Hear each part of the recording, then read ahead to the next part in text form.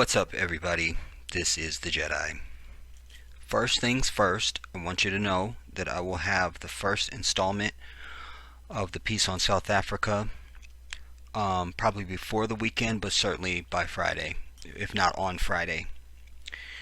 Um, and I will say everything I need to say about that at that time. I'm doing this video against my own will. I've told you guys many times in the past that I have, for the most part, moved away from doing any commentary on these murders, these public slayings, and in this case, these firing squad incidents upon our people, because the fury that comes out of me is something that I'm not able to articulate completely in words,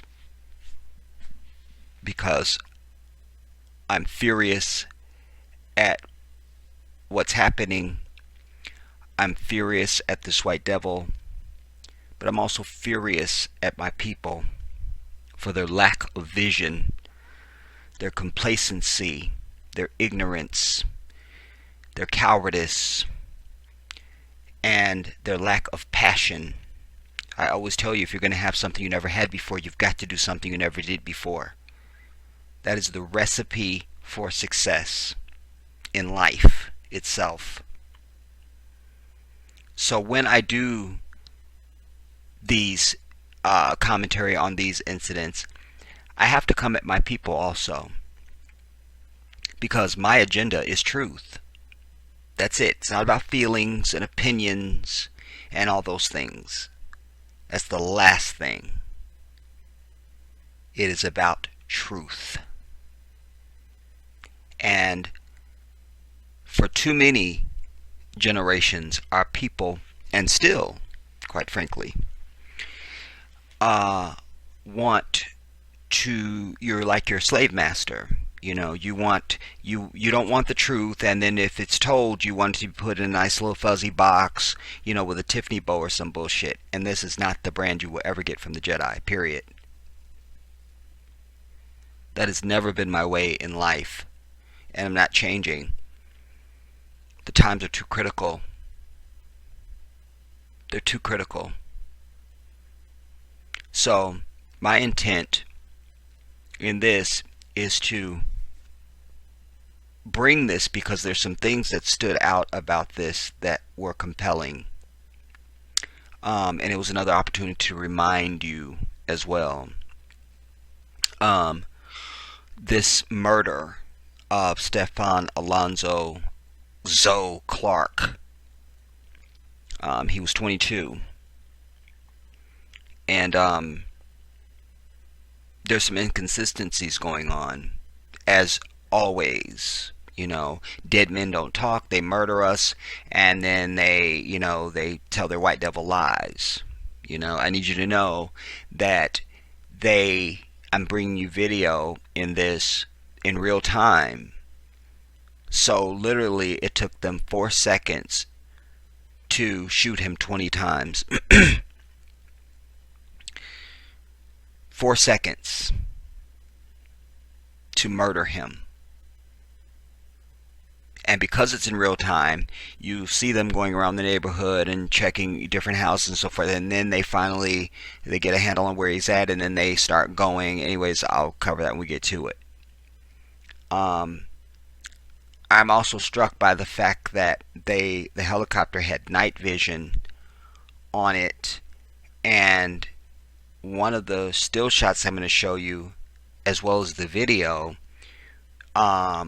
it would be inconsistent to have that light on him and still be able to see an infrared image, because they call those spotlights on those helicopters daylight, because it's bright as hell. If you're standing in it, you can't see anything around you. It's so bright. It's so bright. And so, you know, we don't know if is he the one that was breaking the windows, which was the initial call that precipitated all of this. I don't know.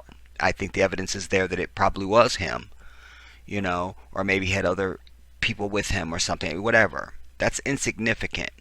The penalty for an infraction should not be death, as it always is with us. It's always death. Do you understand? Death followed by lies. And that's the other reason why I decided to do this, because it's an opportunity for me to bring you a short documentary that was done by White Devils that proves something that I also always preach, and a principle that I hold, and that is that there's no such thing as a good police officer. There's no such thing. Because there isn't, and because there can't be. The policy of policing in this asshole of Satan is exactly what they deliver, what we see every damn day. That is their policy. To murder, maim, and kill, to oppress and incarcerate. And I'm bringing you a piece that illustrates that very eloquently and without ambiguity, and leaves no room for argument. So it gives me an opportunity to bring that. So that's what I intend to do in this video. And also, to that point, I reject this idea, as I've said to you many times, this vomit that we hear all the time, that well, not all police are bad, and police just have such a difficult job, and they just, I know they have a difficult job. I don't care who you hear talking about it, especially if they're on television. Anytime they mention them, they always have to add, and I know they have a difficult job, or they have a tough job, and you have to add some kind of little fucking gratuity, some vomitous ass untruth when describing them. And none of that is true.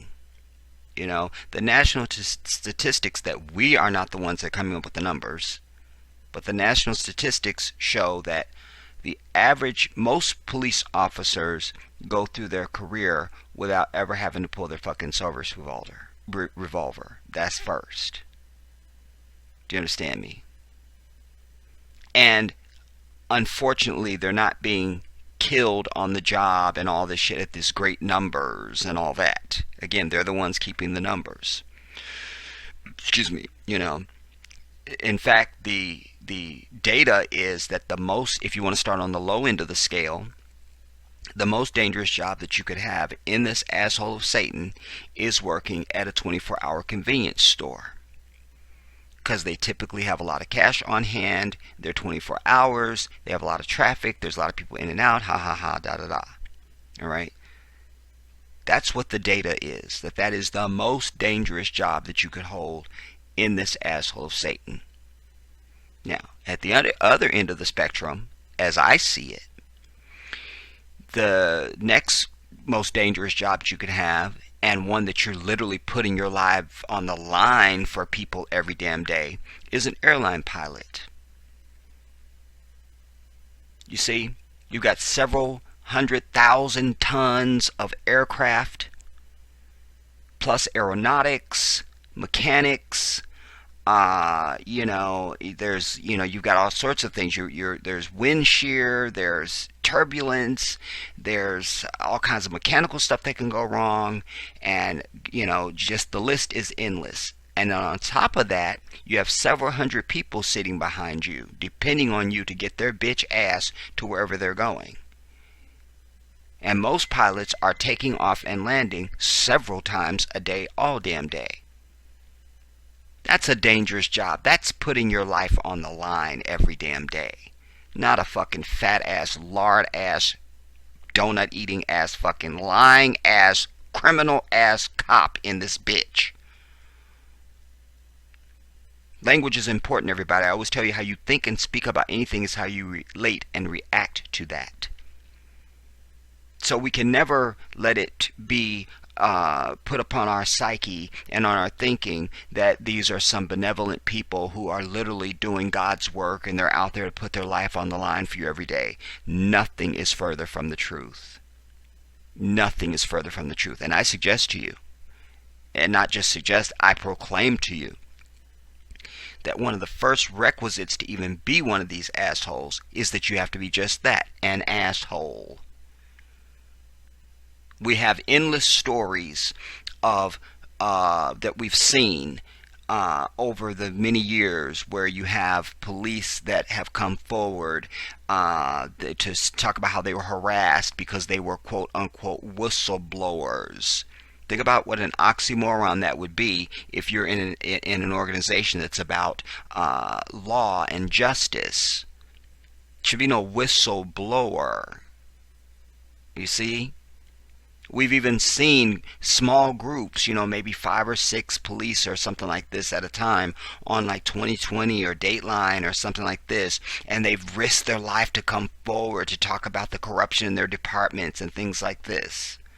We've seen this, and we've seen the stories of cops who have told stories about how they were terrorized by their own departments. Dead animals on their windshield, threatening notices, death threat phone calls and things. So they are set up to do exactly what they do. You understand? And they're not even required to even know law. They are just paid murderers. You should never be telling your children to look upon these people with fucking respect at all. Period. If anything, you turn them into warriors and teach them how to protect themselves from them. And how to get a backbone. And not to stand around when they've seen an abuse by one of these murderers. And that just because they put the word law enforcement in their title means nothing. That they are thug, paid murderers. Period. The fucking end. Again, how you think and speak about anything or anyone is how you relate and react to that thing or that person.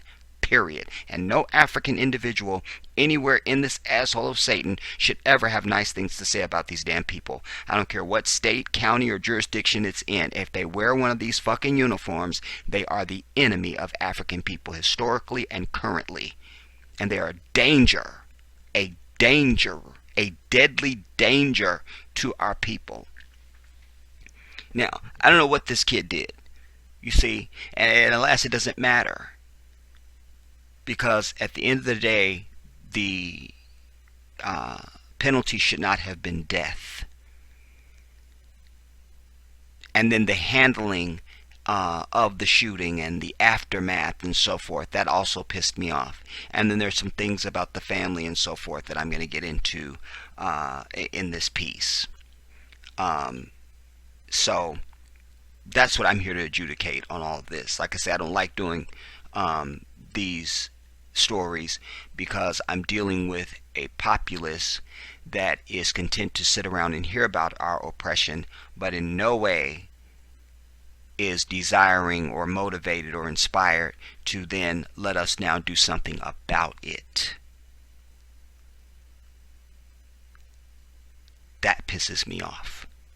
That doubles, triples, quadruples my fury. Do you understand me? So, I don't really think I need to read a whole lot of any articles. We'll just probably look at this one, just because it's from the Daily Mail. The other thing that provoked me was, this is his brother, who I have a love-hate relationship with, I think is the way I want to classify it. On one regard, I appreciate some of the things that he is doing and has done, and I understand his passion. But on the other hand, because you guys remember, I have a sixth sense and I'm clairvoyant. And there's just some things that because in preparing to do this video, I saw some things, one of which was an interview of him, I think on CNN. I can't bring you that footage. And it just seems a little disconnected, like I don't believe you. I don't know. I don't believe you. But that aside, he's entitled to whatever he's feeling because, alas, this is his brother that was murdered. The other thing that provoked me is when I was, because you guys know I was always trying to find an article or see what I can find, and then I don't read the article, but I always scan down to see how long the article is. And when I came across this, my fury went up another 15 notches. Because this is exactly what I told you that we saw in South Carolina after Dylan Roof walked into that church and murdered 9 people. You had big burly black men out in a fucking prayer circle, not going to get the ammo, not loading up to go and take revenge, which is justifiable under the eyes of the Creator. No, no. So here you have black men once again with the enemy praying. I've said, and I'm going to say it again. I'm going to say it till I take my last breath, because I don't think my people are going to change between now and the time I leave this earth. Black Christians are the problem for us in this nation. They are the wall that have held and continue to hold us back from doing the shit we should have been doing for decades and generations. That is the natural response of the human soul that any other peoples around the earth have and would be doing. But you have this wall of fucking black Christians standing in the way. And that's a problem. Always has been. It is a problem. They're the first ones to show up with this bullshit.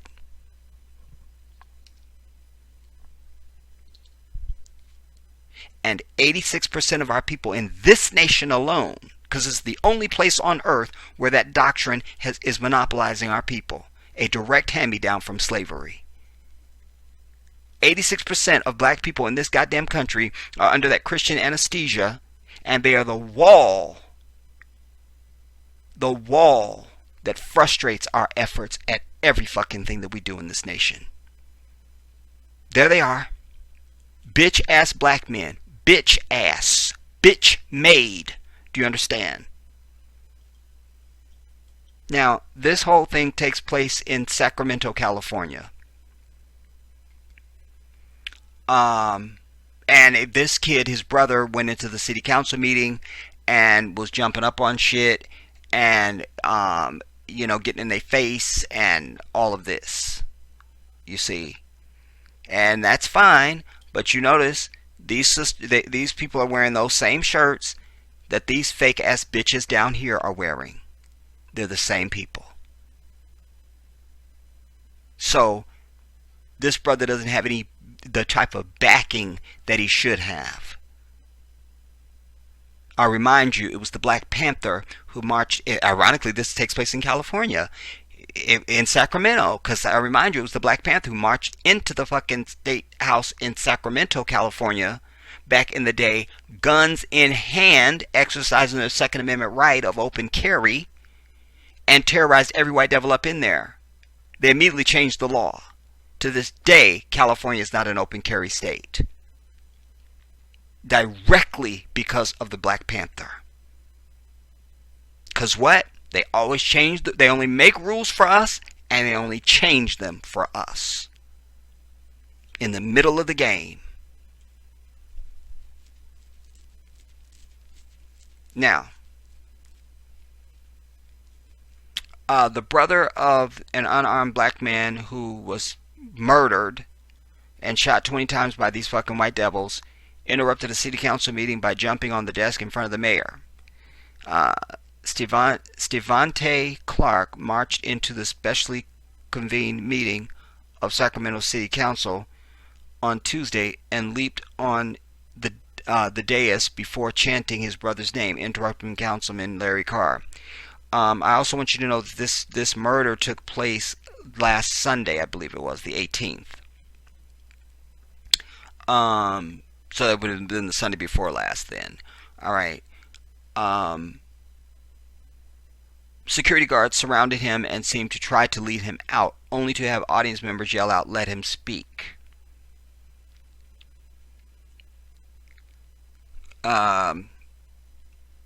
Not going to really read a whole bunch of that because we don't really need it. Just that's the gist of what he did, so to speak. You know, um,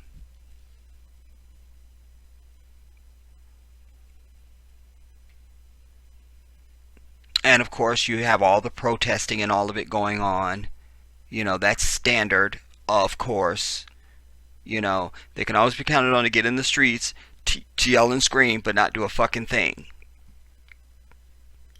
You see, you have to understand that God is with you when you are exacting vengeance in the name of righteousness.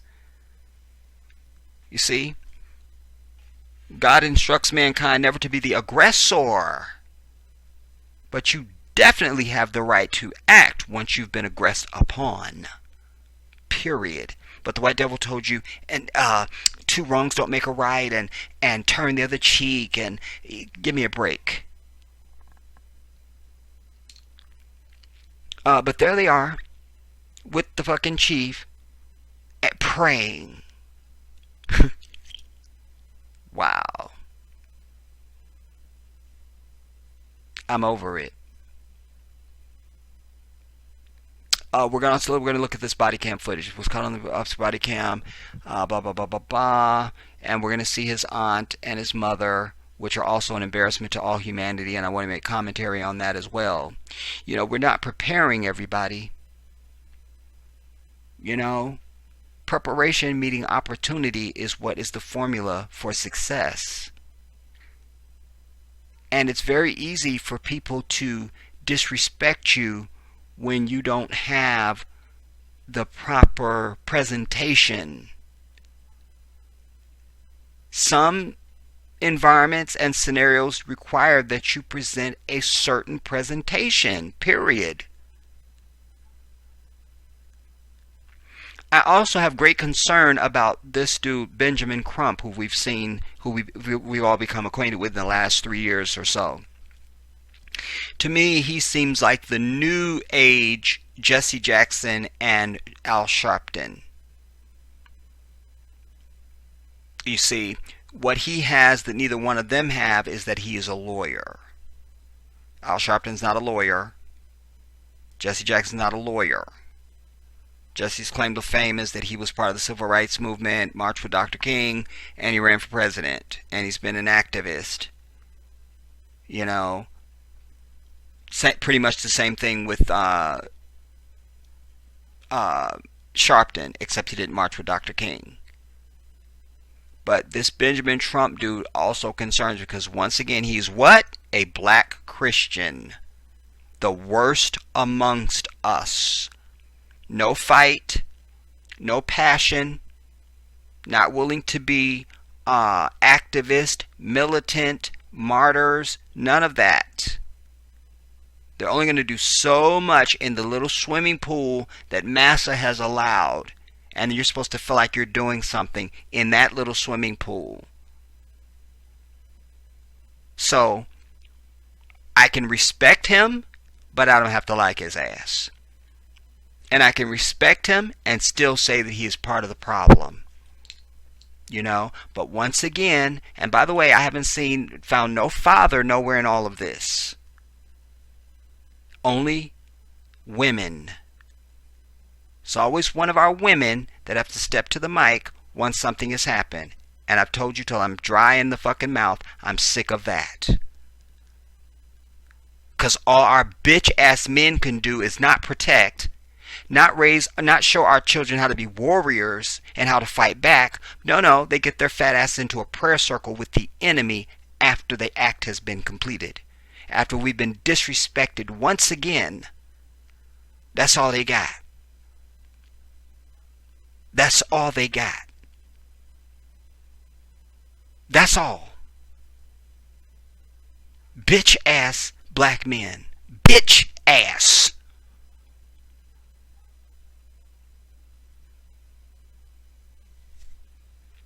So again, I'm very suspect of Benjamin Crump. But then there's another narrative that's coming out of all this. This dude was 23, I think. 23? Did it say 23? And This is exactly the pathology I tell you about all the time. You can look at his mama and tell she's ignorant and a Christian. She's not sophisticated. She's not educated. And I'm not even talking about book knowledge. I'm just talking about general sophistication and education. Couth. How to handle oneself. How to be respectable. You see? But she's typical standard casting. And so, of course, at a young age, when he's not a man, he's still a child, he's having fucking babies.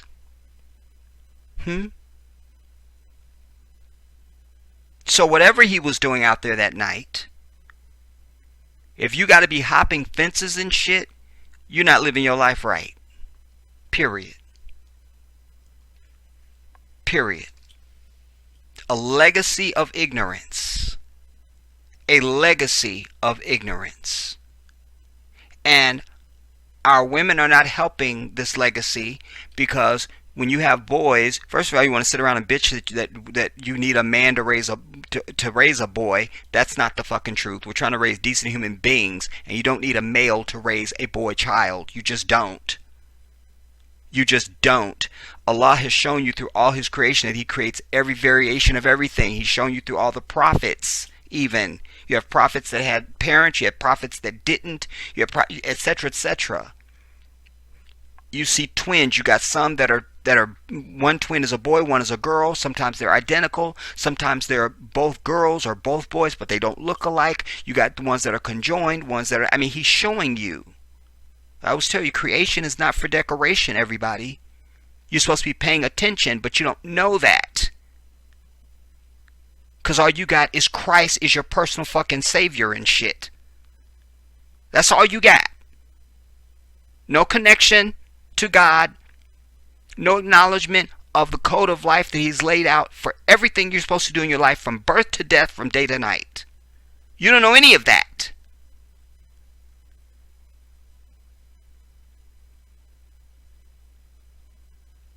So you saddle our boys with this fictitious fucking fantasy world that if there had only been a father, there would be some great Disney world that would open up on the other side of the fence, and none of that shit is true.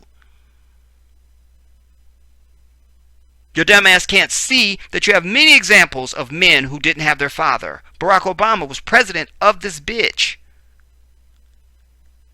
and he didn't know his father. It's the individual, do you understand? And then the coup de grace is you start telling your boys that they're cute. It's the worst fucking thing you can do. We don't ever give boys a compliment of vanity at all. At all. If we're not able to compliment their character, their principles, their morals, things like that, they don't get shit. But you definitely don't tell their ass they cute, because that's how you're turning our boys into this bitch-made class. They're more fashion conscious and more fashion forward than the fucking women, because they going out trying to be just as cute as the fucking females.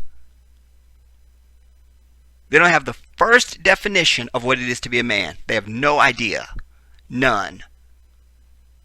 And being a sperm donor does not make you a fucking man. I'm so sorry. Anybody can do that. So he had children when he didn't have his life together. Now, I haven't read a single thing about this brother, but I can extrapolate just based on what I know. All I gotta do is show me his mama, show me what happened, I'll tell you exactly who he was. Period, at the end. The same pathology that you Christians keep perpetrating.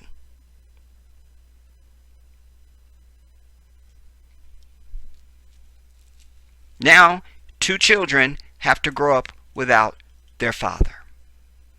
And then they will saddle them, I think they're both boys, they will saddle them now with that same vomit. Well, you know, their father was killed by the police, so that would be the excuse for them to be dusty ass, unproductive ass, piece of shit ass, non-contributing to society ass motherfuckers with not a goddamn thing going on but dust in their pockets.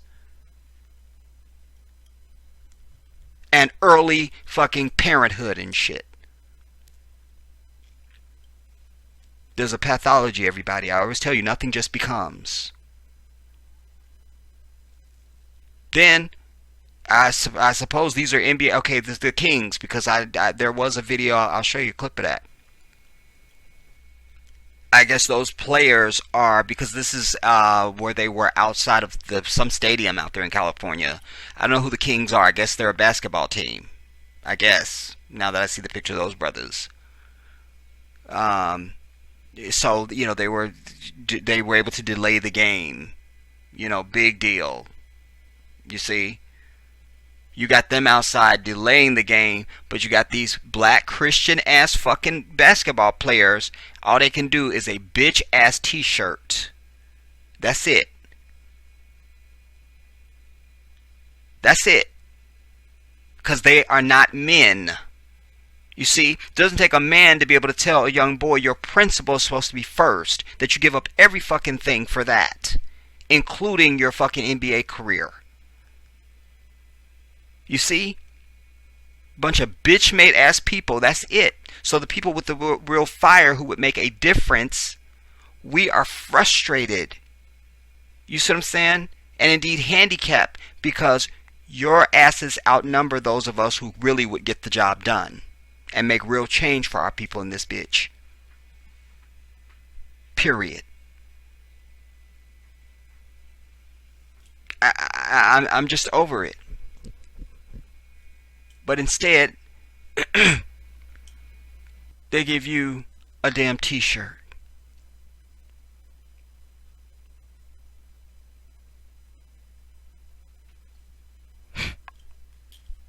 It makes me sick, dude.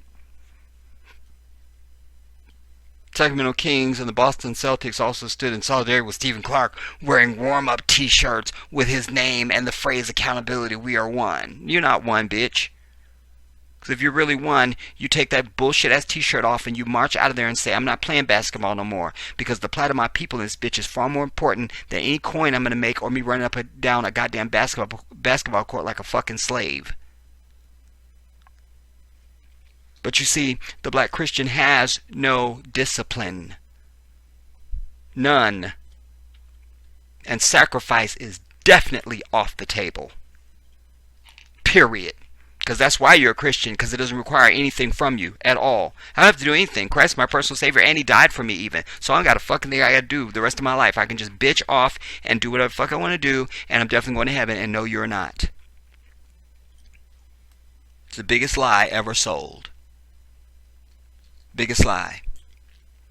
Biggest lie. But there they are, grinning and cheesing, and they think they've done something. They think they've done something. You know, you can sit on the bus right now because of the bus boycott of the 1950s. That wouldn't have happened with a fucking t-shirt. It actually took sacrifice. It actually took people saying, no, I can't get my ass on the bus. I have to walk.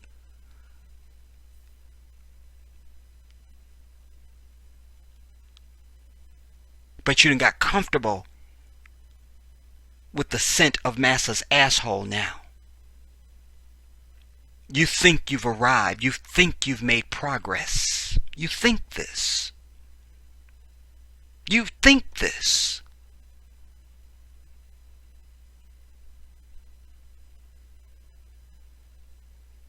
So the idea of real sacrifice is off the table. Nope, if it's not something I can do that's convenient for me, then I can't do it.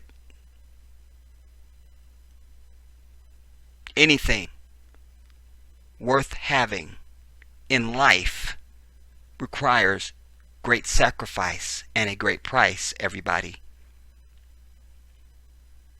Paradise after this life, there's a high price for that. You're not going to twerk your bitch ass through this fucking existence, and babies out of wedlock, and shacking up out of marriage, and all the other bullshit that y'all do, and eating pork, and lying, and cheating, and stealing, and doing all the shit that you do. Everything that you do from day to night is nothing but fucking godless sin. That's all you do. You think you're actually going to do that and just waltz into the gates of paradise? You are not. It is the highest reward, so it's the highest price. You need to contemplate that. You need to contemplate that.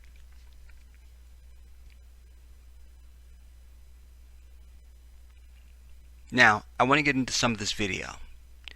But since I've bitched about them, let me first show you the mother and the auntie, so we can all be equally embarrassed and outraged by their very presence. You see, because at some point we can't just say, well, that you can't blame them. You know, at some point you have to fucking take responsibility. We're creating too many. We're in my view, we're being outnumbered by this ignorant class. And don't give me poor in economics, because economics and poverty does not equal fucking savagery. You understand? I am from the south side of Chicago. We lived in the basement of a housing project. We had rats the size of cats that crawled over me and my brothers and sisters at night. My grandmother was trying to get 9 children raised on a fucking Social Security check. And whatever my father could send back from the road when he was out touring and so forth. And we are not savages. Period.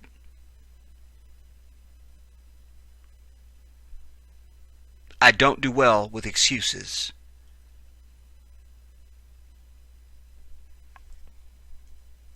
Tired of this picture being painted of our people that if you're poor, you automatically have to turn to a certain lifestyle. Because they didn't have, then I had to turn. You didn't have to turn to a fucking thing. Nobody in my fucking family's ever sold a goddamn drug or been incarcerated for shit. Do you understand?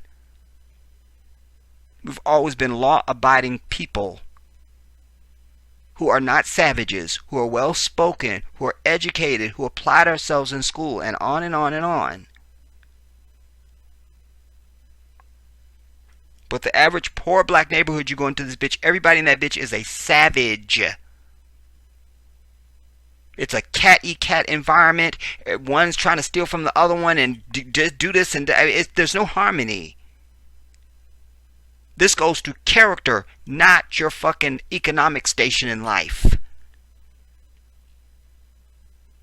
And it goes back to the fact that you don't have a code of life to live by, which is submission to God. Because when you submit to everything He's laid out for your life, you don't have any of these things happening. I've told you a million times, none of this stuff is happening to Muslims. None of it. And you should be asking yourself why. Why? Because you don't give a fuck. Because if you saw if everybody in your block suddenly had a Bentley, I seriously doubt it would take you more than a week to start questioning how is it they got Bentleys. But you've not paused to say, wait a minute now. The Jedi is right. Like it or not, this shit is not happening to Muslims. It's not. And there are millions of us in this country. Not talking about the Nation of Islam people. I can't speak for them because they're not Muslims. None of it. Because our character is not what yours is. Somebody go right now and find me one Muslim anywhere in the world on Facebook with a twerk video and bring it to me. Bring it. You won't find it. That's only you. Find me any video of bitches fighting some other bitch at school or dudes fighting or something. Find me one that has Muslims. You won't find it. Doesn't exist. You can keep going. All the shit that you have that makes up your life that is causing a disastrous result for you in this nation is only happening to black Christians. Period. That's going to be true whether I say it or not. But what you should be thankful for is that I'm ringing the bell, because maybe you just hadn't thought about it. Just maybe.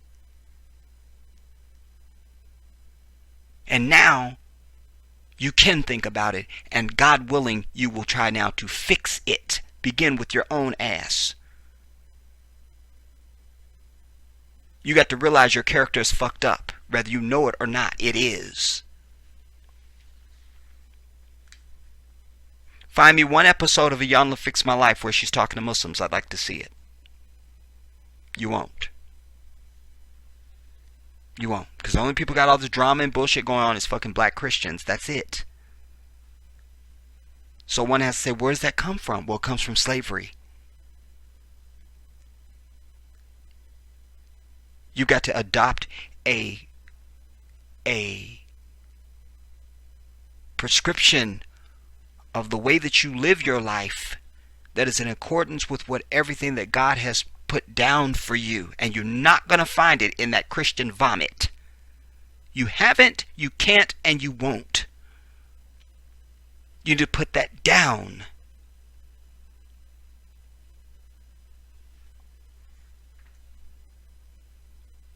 But there they are with their little bitch ass t-shirts on. That's it. That's all they got is a fucking t-shirt.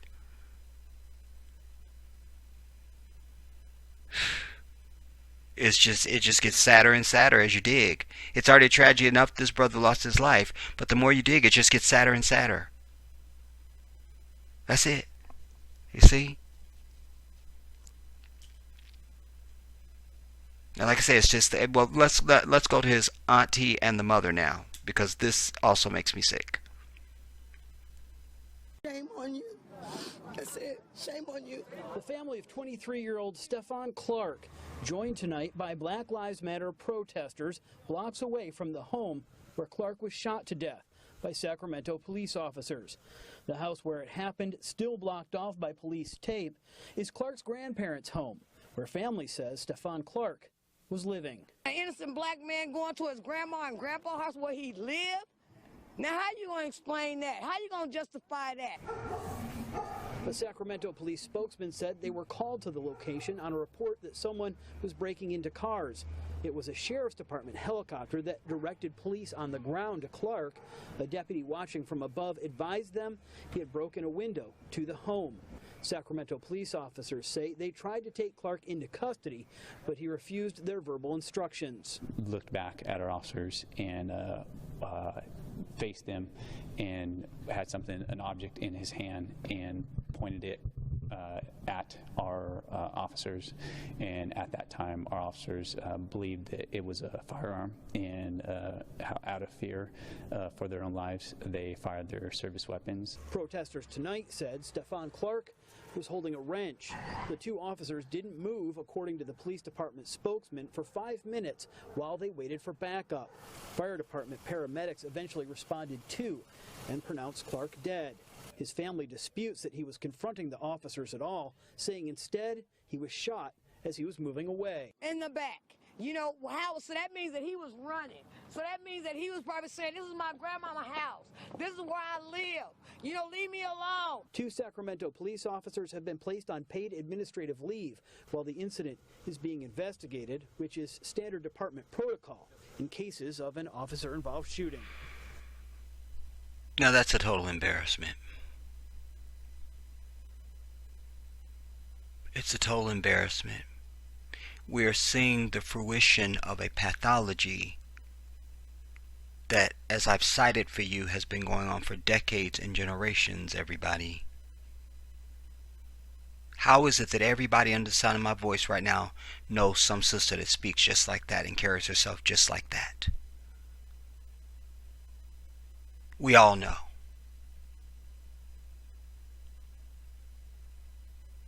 So why this becomes important is because in moments like this, it's very easy for people to, well, they walk over us any fucking way. But what I know from my own life, and I was taught from a very young age, and this is why I've preached about layers, you got to be able to switch it up. You got to be able to switch it up. You understand? in order to be able to play the game in this fucking society. So when it comes to events like this, you don't get no respect because they just see you as uncivilized savage. It's vastly different than if you had a Japanese family or a Muslim family or a Jewish family or something standing up there. And those would be families, by the way. Wouldn't be no single mamas and shit. But in this, we ain't seen no men, only women. And this is how they present themselves. And they're all wrong, so I don't know what the timing of this particular report was, because we know it wasn't no wrench that he had in his hand, and then she said he was shot in the back. That means he was running away. No, he was not running away. So this was probably preliminary, And we also know, and I'm going to show you this when we get into the video of the actual event, that they weren't fearing for their lives, as the White Devil just said in this report. Because they're standing a few yards away around the side of the house, so they have cover. So don't give me this "I'm in fear of my life" bullshit. You see, until we become the violent savages that they want to paint us to be, we will continue to receive this treatment. It will continue. It will continue. Do you understand me? But there she is, Sharnita. You see? And what was the mama's name? I thought I made a note of that. Sequita. So Sharnita and Sequita. See? Nothing wrong with these names, but they are standard. You understand what I'm saying? And it plays into the stereotype. And all of this becomes why they just discount us, why they murder us, why they so easily we mean nothing.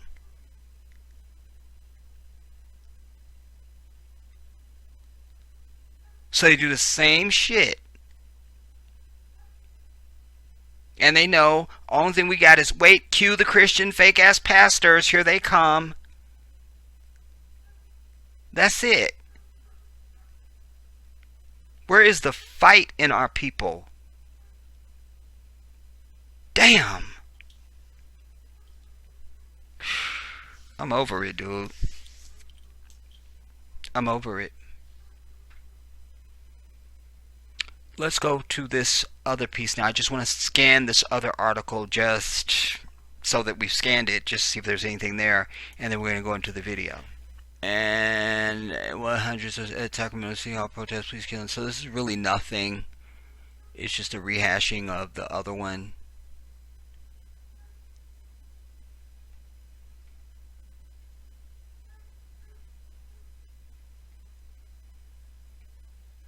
Like I say, we're over this. You see, in my perfect world, the way we would have responded to this event, when my people finally get rid of that Christian anesthesia that they got on their hearts and brains and souls, is because without that you're never going to have unity. You won't. You won't. You won't. And that is one of the things that God has prescribed. You understand? I've told you a million times. As Muslims, God has built it into our way of life for mankind. So we support and help and do for each other simply because we are Muslim, because that's what Allah has said. Period. We don't ask questions. And you're not going to get anything done if you're not united. So the scenario that I'm going to lay out for you first, the first requisite is it requires unity. So, in this case, that entire city would have been shut down. Black folks would have stayed the fuck at home. You don't go to school, you don't go to work, you don't go nowhere. You definitely don't spend any money. That's first. Second, We would have a team of people, if our NBA players didn't already know it, and if they didn't leave the fucking stadium on their own and take their bitch ass home and don't do shit else to further notice, we would have people that would go in and make them do that. They would either leave by choice or by persuasion. One way or the other, their bitch ass would be leaving. A t-shirt wouldn't get it. You understand?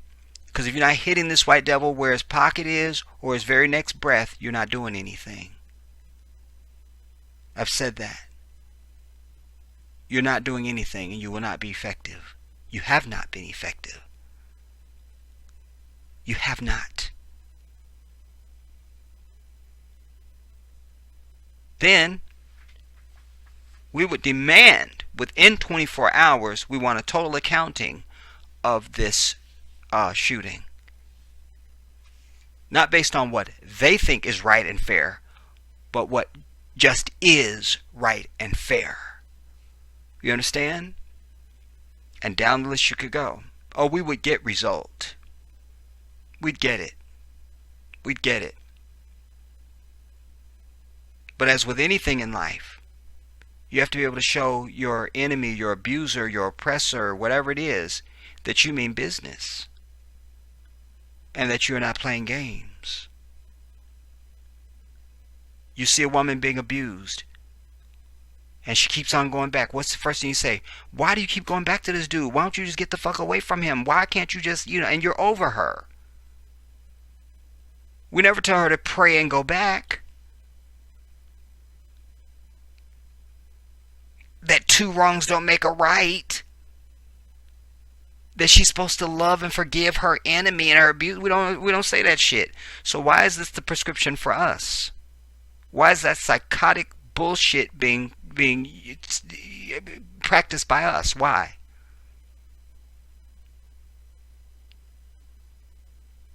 I'm over it.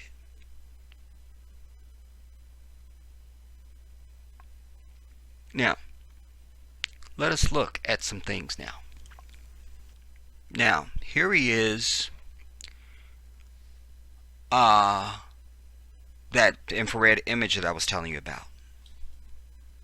And but it's not just an image. Like I can't find the video. I saw the video, but I can't use it.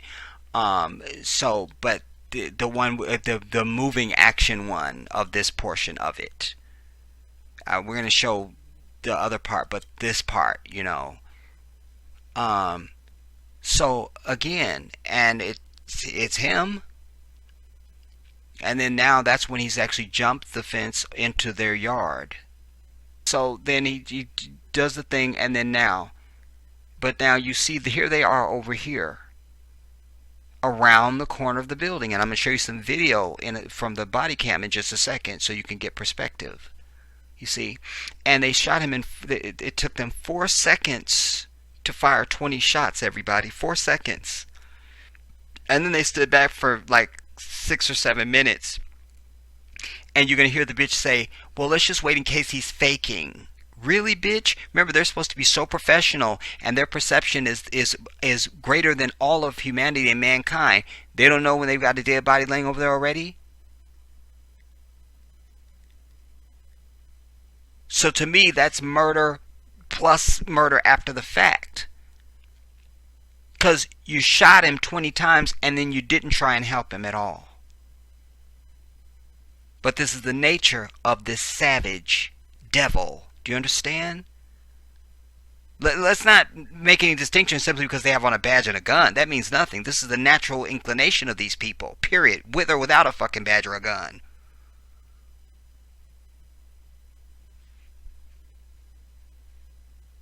But for 7 minutes they stood back and did nothing. And then even after that they were like, well, get some non-lethals to shoot at him in case, and come on. And everything they said is a lie, that goes without saying because we know that they're inherent liars. And they were firing from protected place. All right, let's see this now. Is this where I want to begin? Yeah. Now, you see there on the side of the building over here. All right? He's around there. Now, you see they do. I suggest to you this video's been altered because, but they failed, but they attempted. I'll show you why. Now, you see they zoomed in for a second and then they pulled back real quick. Now, boom, there's your first shot.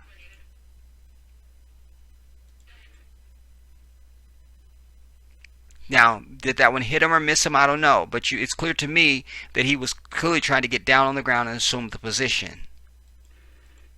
But he's going down already because they've already fired. And they're continuing to fire.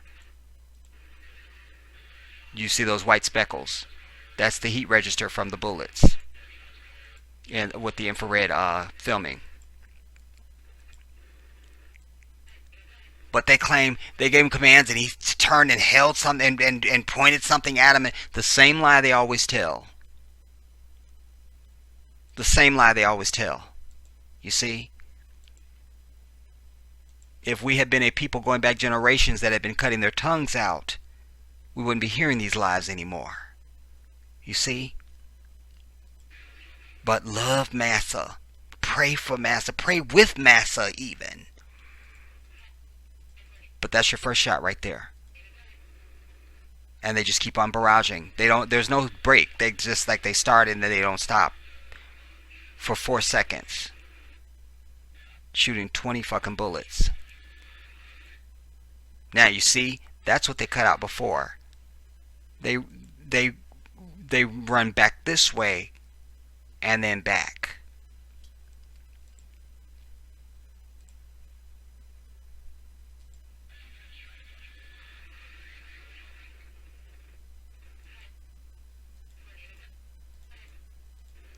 He's already going down.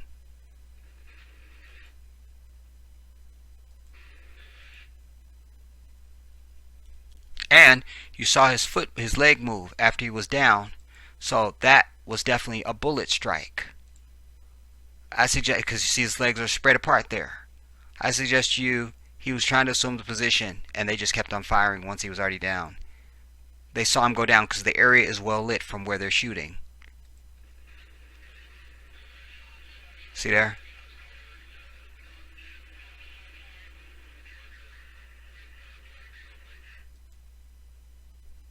White devils.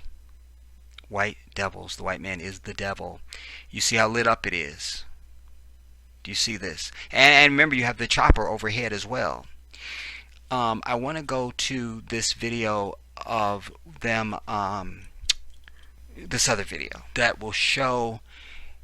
We won't play the whole thing because some of it is just when they're going door to door to people and asking, and about what's going on and all of that.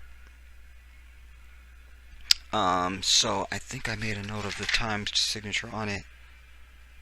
Let's go to 7:33.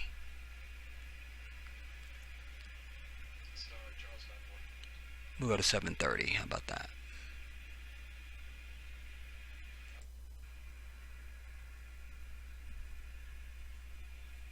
Now remember, you got that bright ass light overhead. All right. Now all of a sudden you're going to see them start running.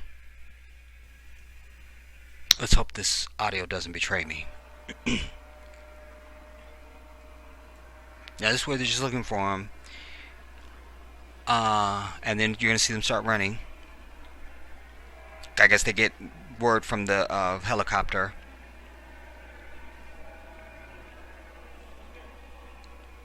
Right here. Now it's very important. Now, all that drama, they're saying, show me your hands. But they're not chasing him at that point. He came over the wall, over the fence of the house, y'all know. And they're coming from the other way. From the other, around the front of the house and all that. So all this is drama. It's just drama. Show me your hands! Well, who the fuck are you yelling at? Let me watch my timestamps now. 8:02.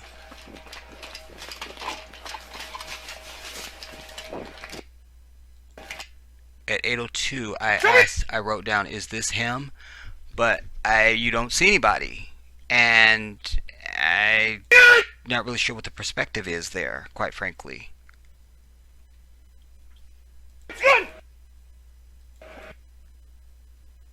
But I asked myself, is that him? Here. I don't know if that's anybody. I don't know. I don't know.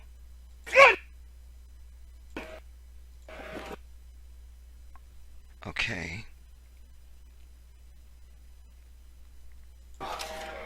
Now, they're back behind the side of the house. So we'll assume, we don't know if that was him or not. I don't know. Now, but at 8:08, they're around the corner of the house, everybody, remember. So they're not in any danger. Even if he fires at them, they have the cover of the house. Right here.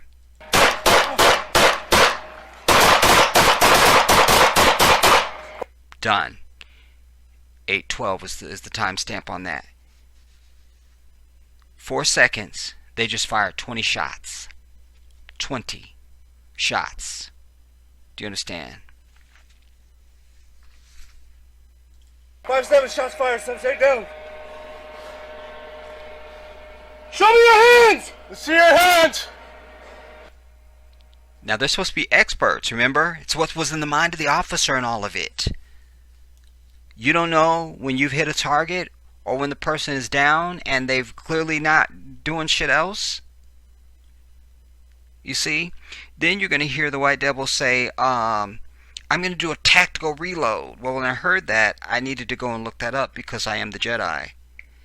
And so a tactical reload, everybody, is the action of reloading a weapon that has only fired a few rounds out of its magazine and retaining the original magazine. An example is an infantryman reloading before entering a hostile building concerned with ammunition.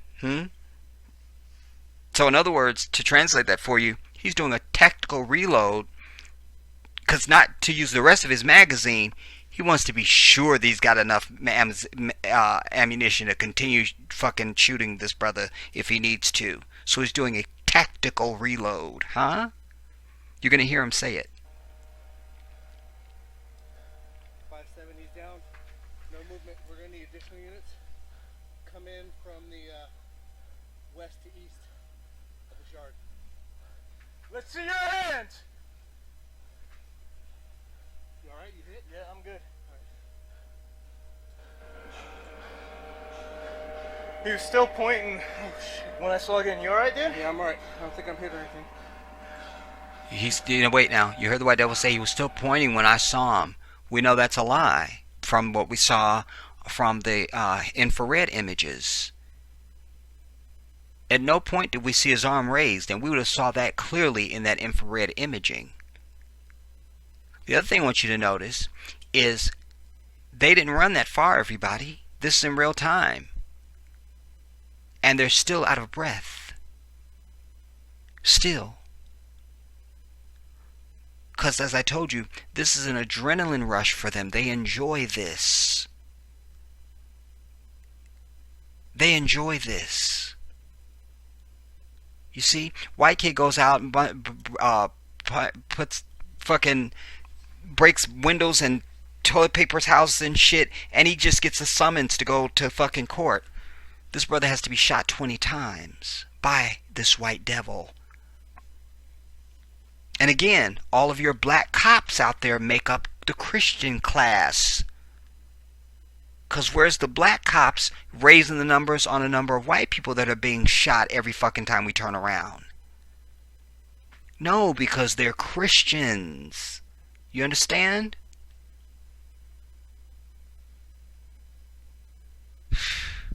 Let's go back to right when the shooting starts, 8:06, 8:07.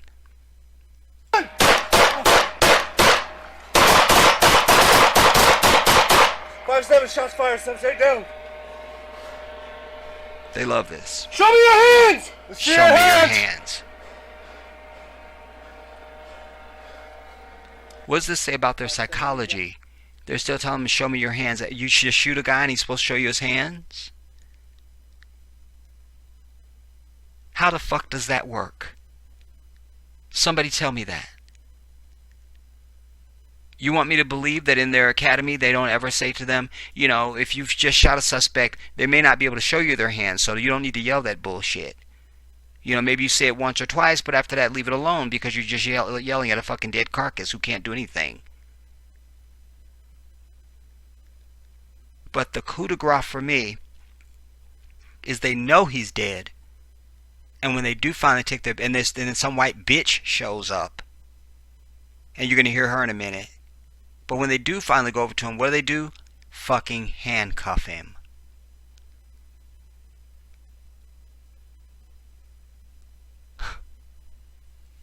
I tell you, their kids go and shoot up fucking malls and schools and shit for no fucking reason. And we got reason enough to have taken out this entire fucking country over all the fucking decades we've been in this bitch. Down, no movement. We're going to need additional units. Come in from the west to east of the yard. Let's see your hands! You alright? You hit? Yeah, I'm good. Alright. He was still pointing when I saw again. You alright, dude? Yeah, I'm alright. I don't think I'm hit or anything.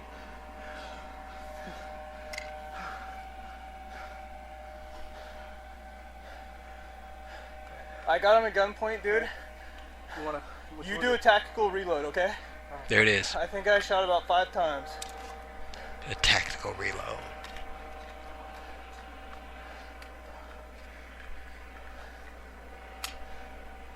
No discussion about gun violence after they murder one of us. We can't see the gun. No need for gun control. You good? Yeah, I'm good. Alright, I'm gonna reload, okay? Right, go. I got you. Go. You got a light on him? Got him. Negative. Neither one of us are hit. We're okay. Suspect's down. You heard him say, after this guy fucker just tells him he's gonna reload, he just radios, neither one of us are hurt, we're okay, the suspect is down. So you've acknowledged that he's down. Period. That means the shit is over. But they stand up there with a heavy breathing bullshit.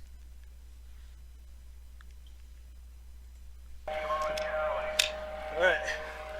Yep.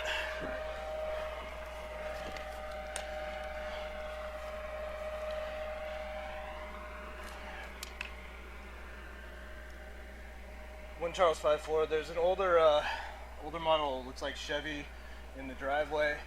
It's a brown house with... No, you're covered, you're covered, you're covered. Nothing but stars going out. Give him a light, I got him. But this also goes to that they're bitch asses. You just shot the dude 20 times, and you still standing around the side of a corner like a fucking bitch? A vagina-ass bitch? But they put their lives on the line for us every day, everybody, huh? Because I don't see them two cowering-ass little bitches in this fucking video. That's all I see.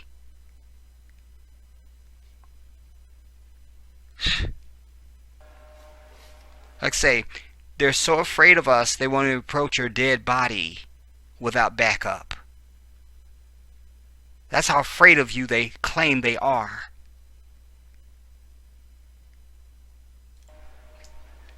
Hey, we're good, we're good. Slow it down, we're good. See, he's waved everybody off. One Charles 5. We're good, we're good. So that's the second acknowledgement that everything is basically code 4. And they've got the benefit of the chopper overhead that could see anything that would have gone on. But still, they don't go over and do anything to offer him any aid at all. Everybody know we're fine. No officers are hit. Subject's down in the backyard. See there? Everybody knowing he just broadcast that. We're fine. Nobody's hit. We're fine. Suspect's down in the backyard. We're good. One Charles 5-4. I want everybody to know we're fine. No officers are hit. Subject's down in the backyard. We haven't secured it. We're not moving in until we have more. We don't have it. Do you see it, Jared? I don't see it. He hasn't moved at all. He hasn't moved at all. Do you think we're going to need... Right now, You want to get it at 10? not yet. No. Yeah, we're good. Got one hand by face. 1 Charles 5-4. Yeah, the video has been altered because I just noticed that they put up, they screened the face of whoever this other person is. You see here? You see the blurring up here in the right, you guys? Watch, you'll see it go and come. We haven't secured it. We're not moving in until we have more. We don't have it. Look, see they blurred it? I don't see it. He hasn't moved at all. See there? He hasn't moved at all. So the video has been altered as I suspected. Do you think we're going to need... You know, it's been Right now- touched. You want to get it at 10? Not yet. No. Yeah, we're good. Got one hand by face. 1 Charles 5-4. Can't see the subject's hands. He's still not moved. 3 Sam 5. If you can head this way, we can use a body bunker before we detain him. Look, you got the whole fucking precinct standing back here, a bunch of fake bitches. You see what I'm saying? I don't got no respect for anybody that wears that fucking uniform. Period. If anything, the moment I see the bitch, I hate the fuck out of them and the bitch that gave birth to him. Do you understand me? Do you understand me? And everybody is fucking white that's standing there. And wait till you hear the white bitch when she speaks. Can you hear us? Police Can you hear department, us? can you hear us? We need to know if you're okay. We need to get you medics, but we can't go over there to get you help unless we know you don't have the weapon. Hey, you Fuck guys, her. Are you good right here? Good here. Alright, you guys, I'm gonna go give the correct address for this place. Whoa, which way? Yeah, it probably is. You put it out. Okay.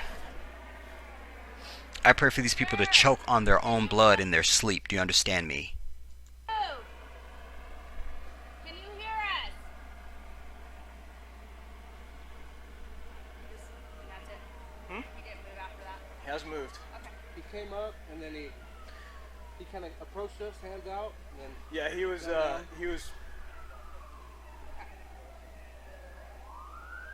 Notice how he stopped in mid-sentence. You see?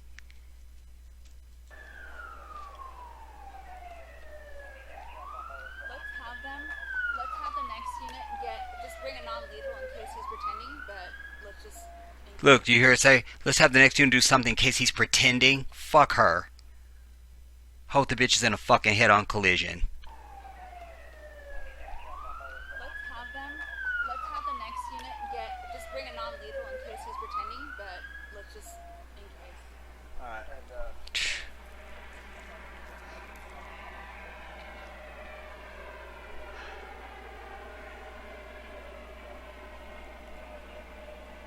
Anyways, and they just stand their bitch ass over there. Then they talk about let's bring in some non-lethal so they can hit him with those. Hey, go get a non-lethal! Go get a Oh, hey, Sarge. Okay, let's get a non-lethal. Let's get a non-lethal. Hit him a couple times with that before we. just in case we just can't tell, so I'll just grab it just to have it. what do you have on him? Like this, something in his hands. It looked like a gun from our perspective. Look, he was holding his hands up to my. He was holding his hands like this. It looked like a gun from our perspective. He never had his hands in that position, ever, ever. They are murderers and they are liars. They are the devil. Do you understand? There's nobody else on planet Earth that does this shit except for fucking white people. Period. Nowhere on the earth.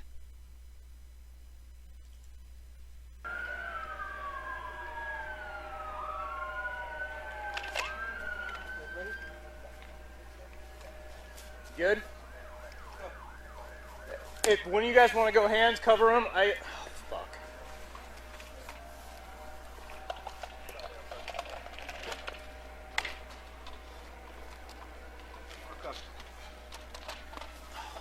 Just a cell phone. That's it.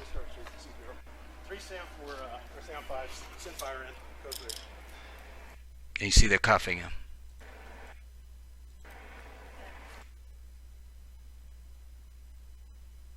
That's the part that makes me want to find they motherfucking house. Do you understand?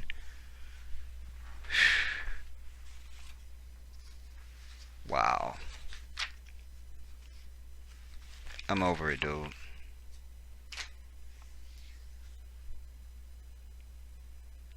But you will continue to see this shit over and over and have. And the only response we got is a fucking prayer circle. Bitch ass black men in fucking prayer circles. That's it. I want you to know that one of the things that I was struck by, and not struck by it because I've said this to you, but I'm happy to be able to bring it to you when you see this documentary that I produced on the South Africa. You know, when you see a lot of their major demonstration stuff, you don't see the women and you don't see the children. You only see the men. That's the way it's supposed to fucking be. But black men are such bitch ass, punk ass, sissy faggot ass motherfuckers that they the first ones to run behind a female.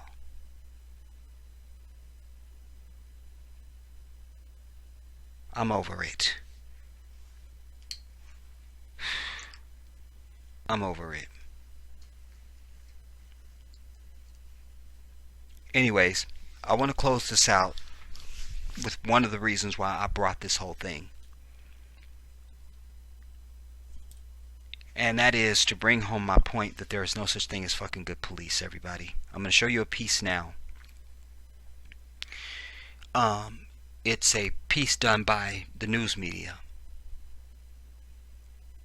And they were just trying to see what you have to go through just to log a complaint against one of these assholes.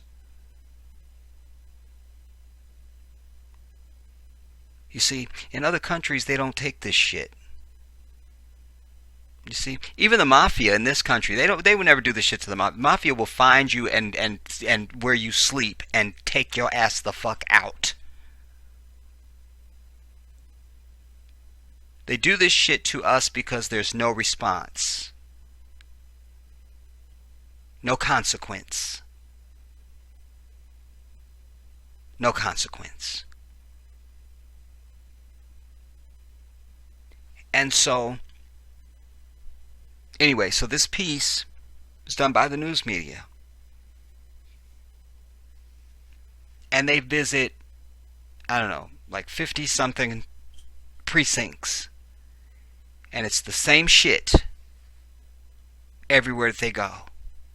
This brings home what I tell you, and I've told you a million times before. There's no such fucking thing as a good police officer. Every single one of them is an asshole. Male or female, black or white. Period. They're the worst vomit on the fucking earth. Let's go to this video now. Now, live, this is CBS 4 News at 11. We sent undercover cameras into dozens of police stations. We wanted to find out how people would be treated and what the procedures are for filing complaints against police officers. I-Team investigator Mike Kirsch is here now with his investigation into what some might consider police station intimidation. Police departments around the country, like here in Tallahassee, give citizens police complaint forms all the time, no questions asked. But walk into a police station in South Florida trying to find out how to file a complaint and watch what happens. Yeah, I wanted to find out how to file a complaint against an officer. I just wanted to find out how to do it. You guys have a form or something that I could take with me? Well, you gotta tell me first, and then I gotta hear what's going on. You gotta tell me what the complaint is. Do you have a complaint form that I can fill out or something like that? Might not be a legitimate complaint. Who decides that? I'm trying to help you. Like, if there's a form, why can't I just take it and leave, right? No, you don't leave with forms. You tell me what happened, and then I help you from there. Do you have an idea on you? Why? You know what? You need to leave. Okay? You're refusing to tell me what you want to do. Okay? You're refusing to tell me who's involved, where it happened, what transpired. You're not cooperating with me one bit. I was just asking if you guys have like a complaint form or like if there's some way for me to contact internal affairs. You can do whatever the hell you want. It's a free country. Why are you cursing at me? Where do you live? Where do you live? All right, first of all, so you're not going to tell me where you live, what your name is, or anything like that, right? I mean, if you're gonna if I ask. Are you on medication? Why would you ask me something like that? Because you're not answering any of my questions. So I'm on medication? I asked you. It's a free country. I can ask you that. Okay, you're right. So you're not going to tell me who you are. You're not going to tell me what the problem is. You're not going to identify yourself. All I asked you was like, how do I contact them? You said you had a complaint. You said my officers are acting in an inappropriate manner. Leave now. Leave now. Leave now. You better keep walking, son, before you get yourself into some trouble. I'm not doing anything wrong. Neither am I. It's a free country. Goodbye. Goodbye.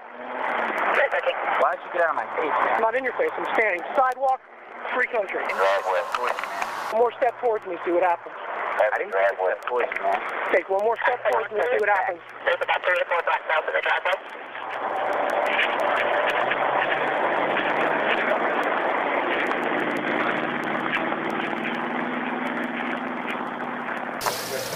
Yeah, I'm trying to find out how to file a complaint against an officer. Where does he work at? I'm saying if he works at this district. We're trying to file. I'm asking you a question. Where does he work at? He works here at this district. So just try to answer my question. I think you think this is a big conspiracy. I'm trying to find out how you file a complaint. That's what I'm asking. If you think you can walk in here and go straight to the director of Metro-Dade Police without telling me any details, you can't do it. And for some reason, you think that. I don't know why. You think it's a big conspiracy that we're gonna hide some information about what happened to you? I don't know. Is it a traffic ticket? Is it something that a discourtesy complaint? What is it? He stole your lunch money? Did he steal your money? Did he, have sex with your wife? What? I just want to know how can I go about filing a complaint on the police officer. Okay, where did the incident happen? What street? Saturday night, man. I'm handling the complaint now. I'm going to take the complaint.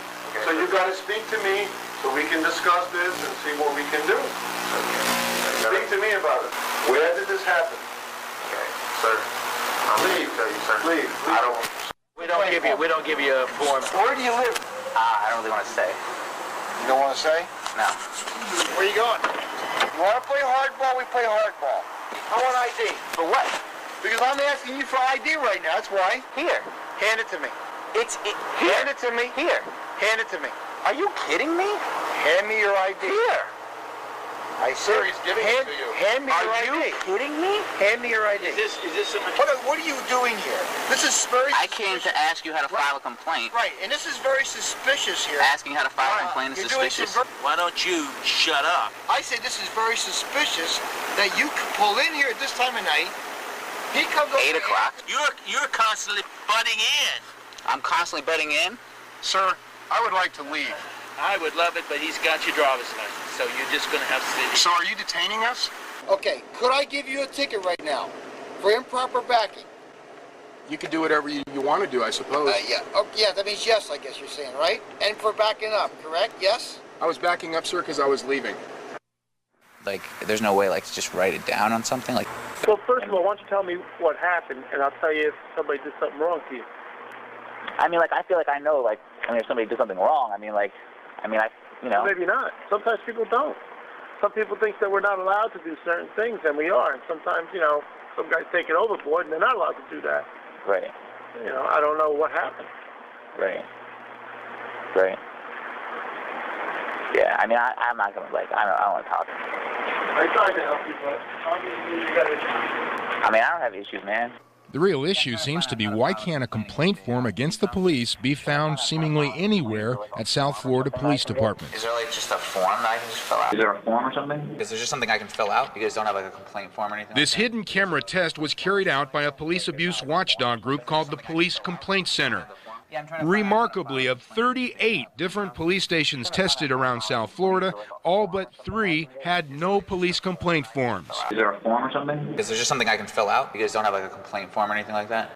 Florida City PD and Homestead PD had them, as did the City of Miami, in 3 languages, English, Spanish, and Creole. But Miami Police Chief John Timoney was in no mood to gloat after hearing about the social skills of some cops. Why don't you shut up?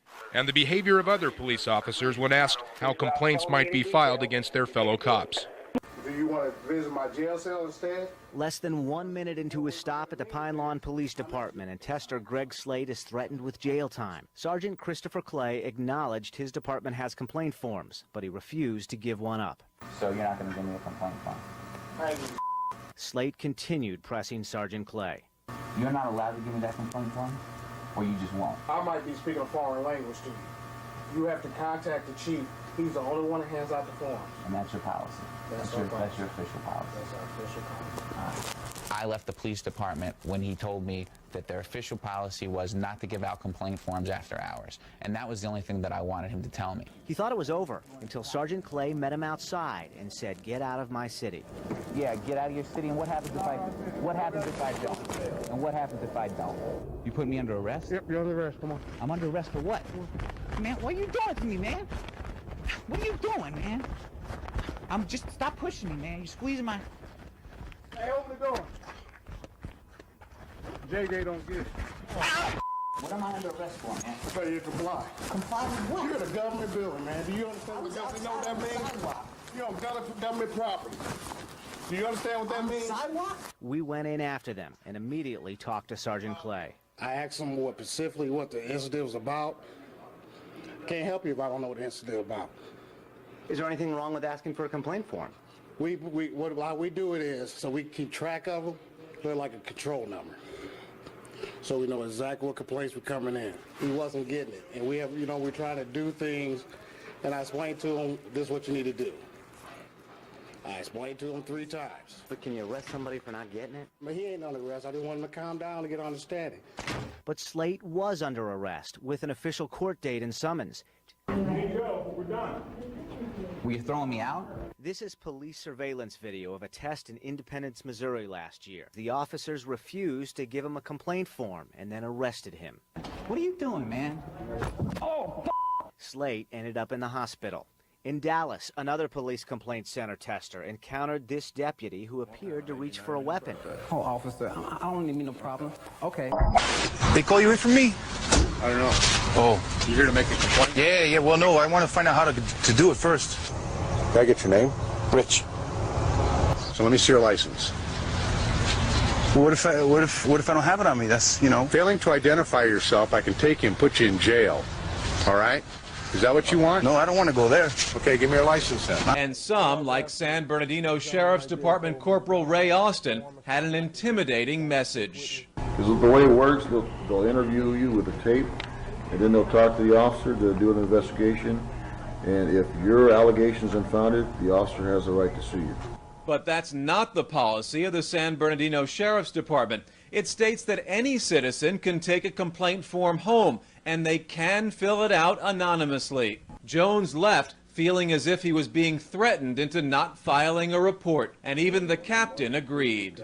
I can see how somebody who was listening to the corporal would feel intimidated. After seeing the results of our test here at Sheriff's headquarters in San Bernardino, we wanted to find out if the same attitude existed at other sheriff's facilities. So the very next day, we sent our tester to Victorville. What's the complaint process? Again, Jones was told he wouldn't get a complaint form without giving his name and other information. This time, Sergeant Pat Daly made it seem like our tester was the criminal. We have to take names to know how this is going. We just don't give people no names. And I would feel that you got something to hide, and if you're this suspicious or this secret. And when Jones remains reluctant, the sergeant draws his own conclusion. We're arrested before, right? And why would your sergeant draw that conclusion that he's been arrested before, or try to even elicit a response from that? I can't answer for the sergeant. I don't know.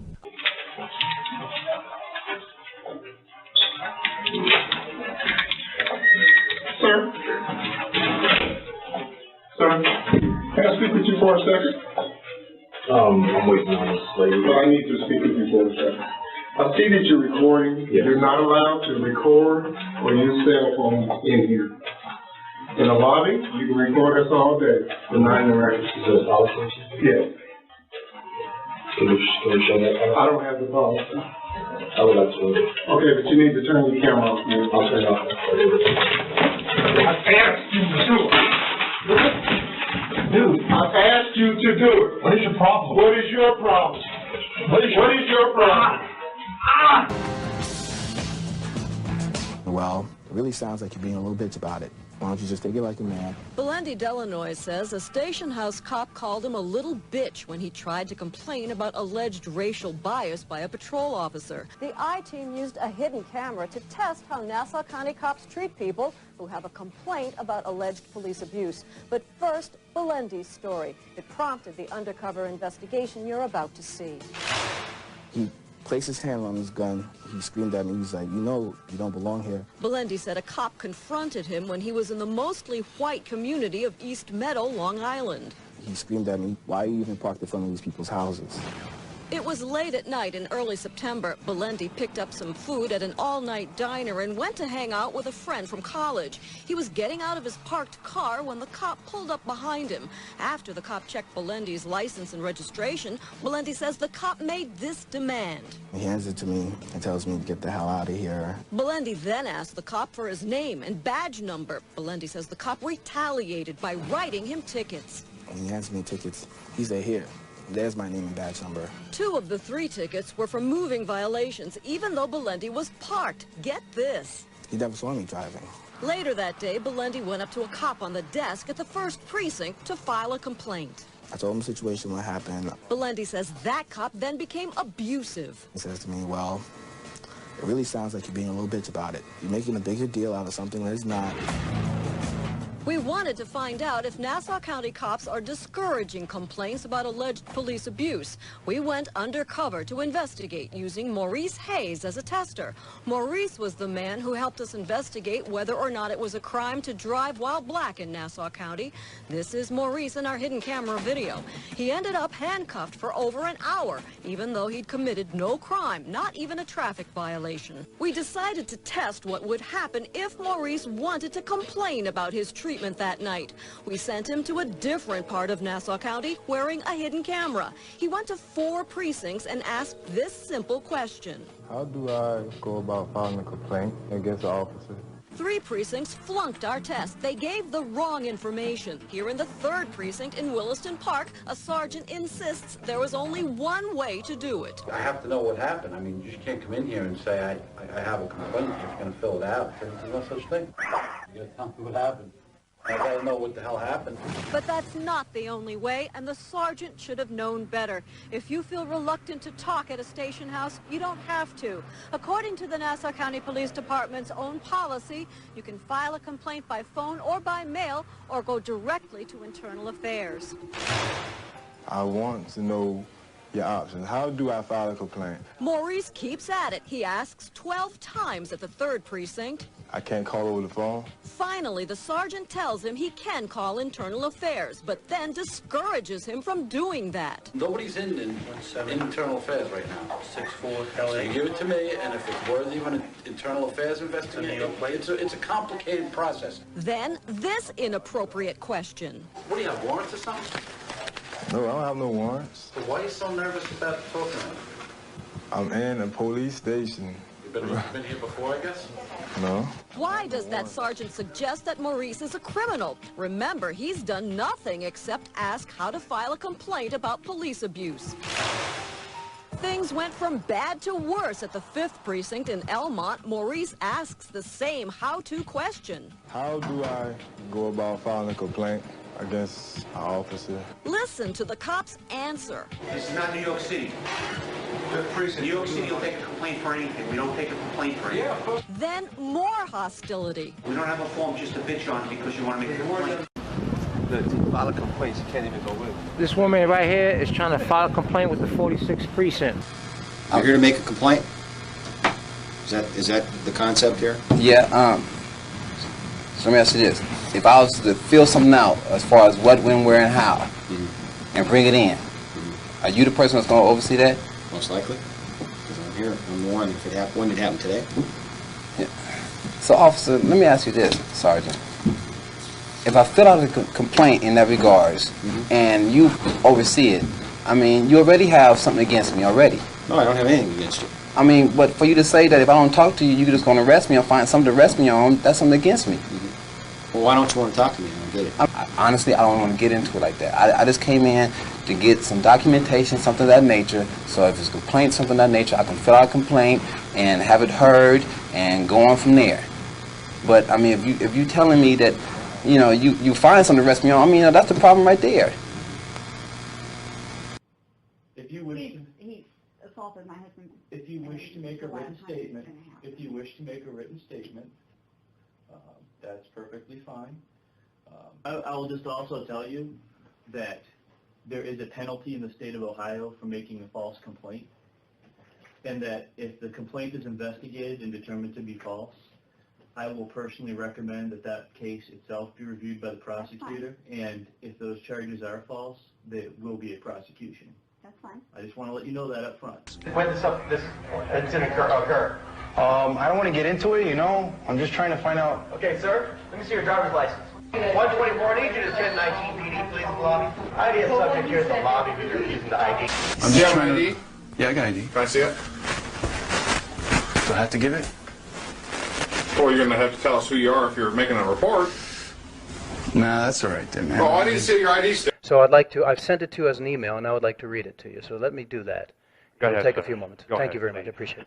On June 29th, 2011, at 3:44 p.m., I noticed a silver van with nobody in it, illegally parked at a hydrant across from the street from my building, on the northwest corner of 102nd Street and Riverside Drive. So to be cautious, I photographed the plates. The New York plates are number DMC 9287. Then I noticed that there was a police parking plate in the window, which was issued from the 81st Precinct, which is in Bedford-Stuyvesant, Brooklyn. As I was taking the pictures, a guy in a Yankees cap approached me and asked, "You got a problem?" I said, "The van is parked illegally." He said, "You people always notice a pattern." I did not understand what he meant, and I said, "Excuse me? You people always notice a fucking pattern," he said. I said, "What do you mean?" He said, "There was another guy parked up there, and someone complained about that." I did not understand what he was talking about. I asked, "Do you know what the van is doing here?" And he replied, "Well, talk to the cop over there." I looked in the direction he was pointing and asked, "Who's the cop?" To my surprise, he said, "Your fucking mother." I said, "What?" And he repeated more aggressively, "Your fucking mother." I realized this was the cop from the van, or that this was the occupant of the van, and that he was being hostile and provocative.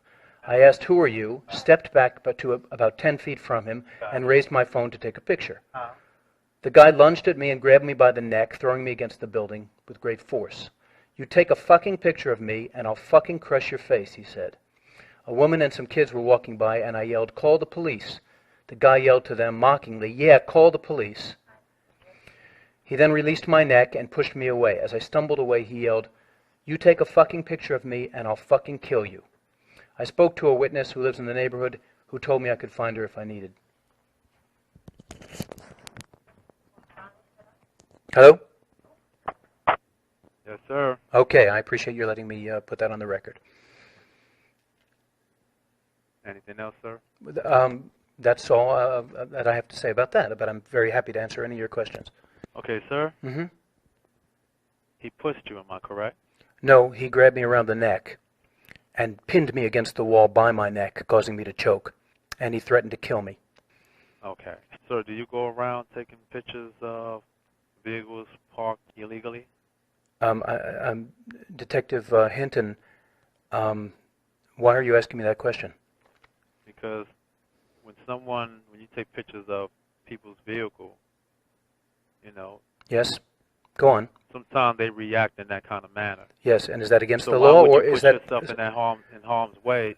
Detective, if I see a car in the street and I want to take a picture of it, I can do that. That is my right as a citizen of the United States. So why would you put yourself in harm's way? Okay, you obviously didn't understand, or you weren't listening to what I was talking about. No, sir. You Clear, said to sir. me that you feared for your safety. Didn't He you tell me he that? acted in such a manner Oh, to so make you're saying me. you didn't tell me that? You're a difficult person to talk to. I'm really not. Because you're making this too long, and I'm about to get off the phone with you. Well, listen, Because I already did my job. I took your complaint. Yes, but I have also a complaint about the 24th precinct, which I'd like All to file. I'm gonna place you on hold, sir. Okay, sir. Okay, there's one thing I need to clarify with you. No, sir. I'm getting off the phone. I already Sir, spoke to my there's something I superior. need to clarify This is with what's you. going to happen. Speak, sir. Speak, because you won't get off the phone anyway. Listen, I'm asking you to do your job. You're with the, you kept me waiting for an hour. I'm speaking now, and I'm telling you a complaint. It's your job, and I pay your salary, and I'm telling you about a complaint that I have. Say what? I pay your salary. Who No, do you think don't, sir. You do not. Who pays your salary? Please, Now let's say not what you have to say, sir. Say what you have to say. I wrote in my complaint that what the guy did to me was menacing in the second degree, and I wrote out the reasons why that was, and he put down harassment. And it was not harassment by definition by the law 120.14, menacing in the second degree. He or she engages in a course of conduct intentionally placing or attempting to place a person in reasonable fear of physical injury, serious physical injury, or death. He said he was going to kill me if I did something that I have every right to do. And it's no difference. I'm taking a picture. If he doesn't want me taking a picture, he can turn around or he can walk away. There is no provision of law that says if someone takes a picture of you, you can grab them by the neck and threaten to kill them. Okay? That's the law. I shouldn't have to tell you that because I'm a civilian and you're a cop. But that is the law, and it's written right here in 120.14. It choked every air out of your throat. Pardon me? I'm sorry? What did you just say? What's your complaint, sir? Who am I speaking with? Same person, sir. Did you just say something about choking my throat? I say you already mentioned that the person choked your throat. What's your other complaint? Right. And my complaint is that they wrote it down as harassment. And I said it's not harassment. I'm not alleging harassment. I'm making a complaint about menacing and stalking. And I read them the law, and the guy told me something untrue. He said if he threatens your life, that's harassment. Yeah, exactly. Just let him talk. That's all. I'm sorry? Yes, sir. Are you talking to me?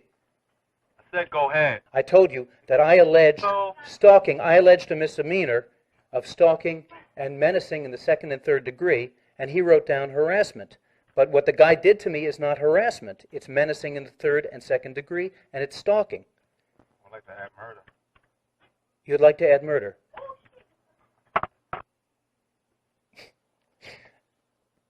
Do you know this conversation is recorded? And you just said you'd like to add murder.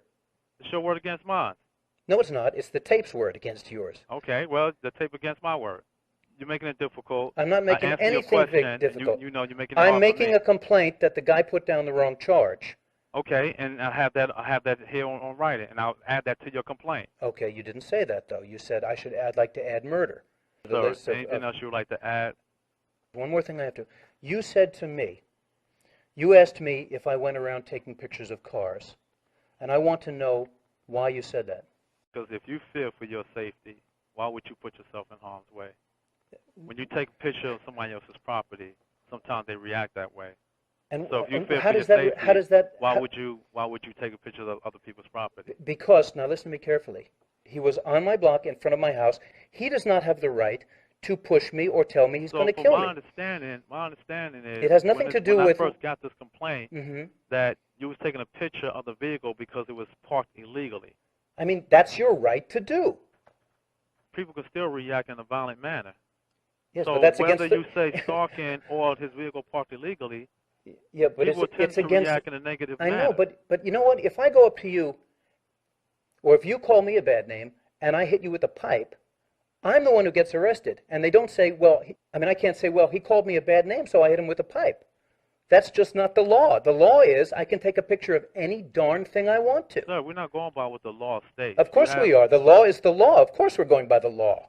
And the fact that I took the picture of the car does not change anything at all. I can go around taking pictures of people in New York City with absolute impunity. And if somebody punches me, they go to jail. I don't. And if you disagree with that, then you simply don't know the law. The fact is, it's a totally inappropriate question for you to ask me, why am I taking a picture of a car? I could have taken the picture of the car because I thought it was a pretty car and I wanted to take a picture of it because it's the kind of car I want to get. And if the guy comes in and throws me against the wall and tells me he's going to kill me, he's the one who gets in trouble, not me. And that's why I'm saying that for you to tell me that I did something wrong or imply that I was I was doing something inappropriate by taking a picture of the car. That's the point here. And I'd like to hear a confirmation of that, because otherwise I'm very, very troubled by your attitude. You're saying to me that somehow I shouldn't have taken a picture of the car, and this cop had the right to bang my head against the wall and threaten to kill me because I took a picture of his car? That's what I'm complaining about. You understand?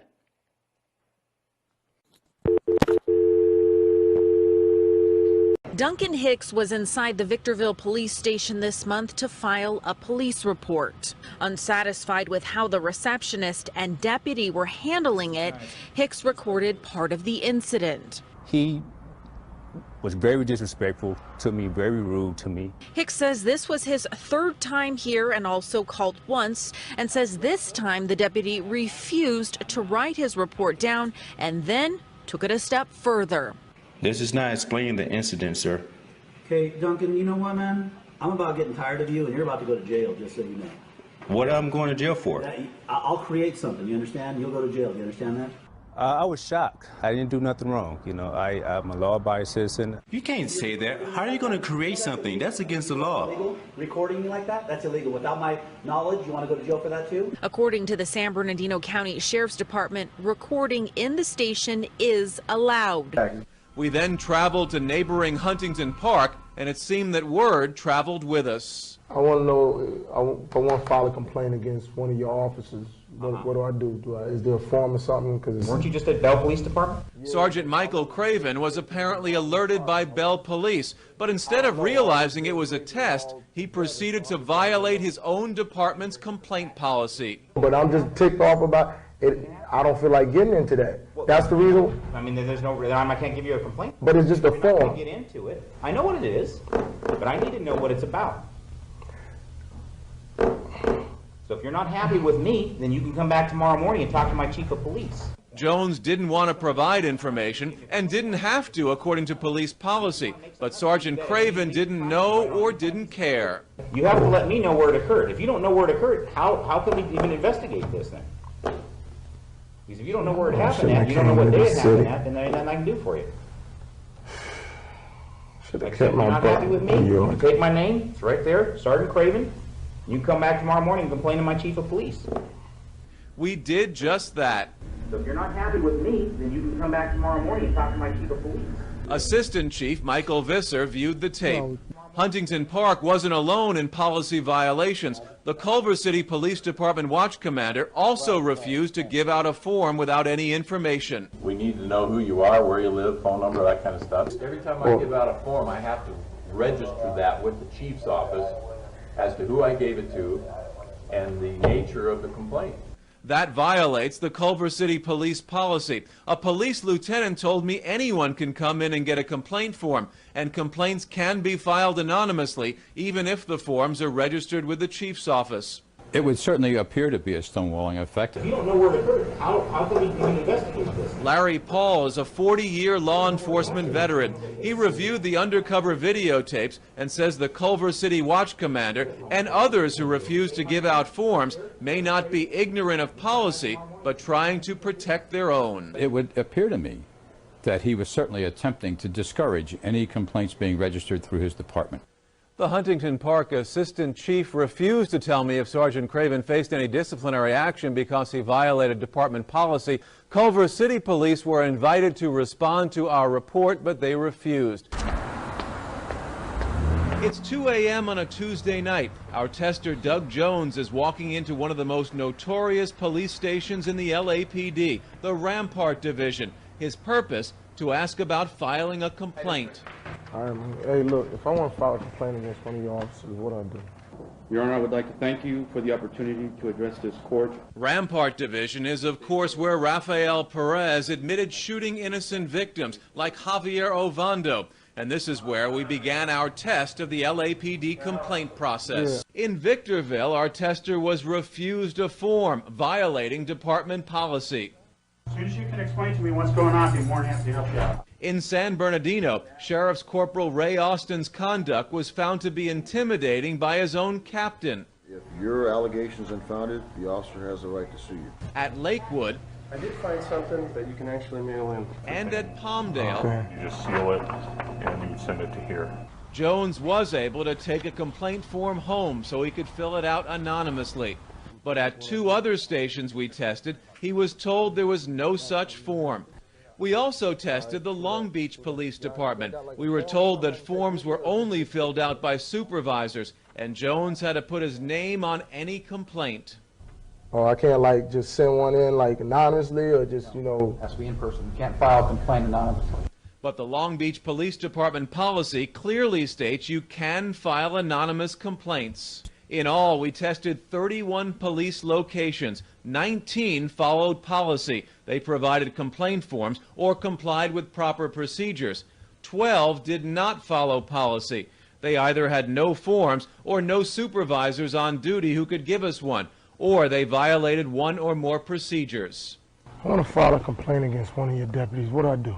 Jones, who works for the Police Complaint Center, a national police watchdog group, says the percentages are about average.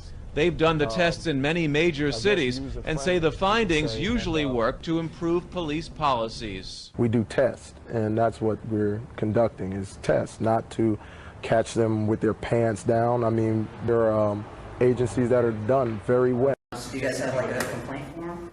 Is there, you just come in here however you want, one kind of paper or pen? I mean, obviously anything, but you guys don't have a form? Well, it doesn't have to be on a form. Well, I mean, do you guys have a form? Some people write us letters. But do you guys have a form?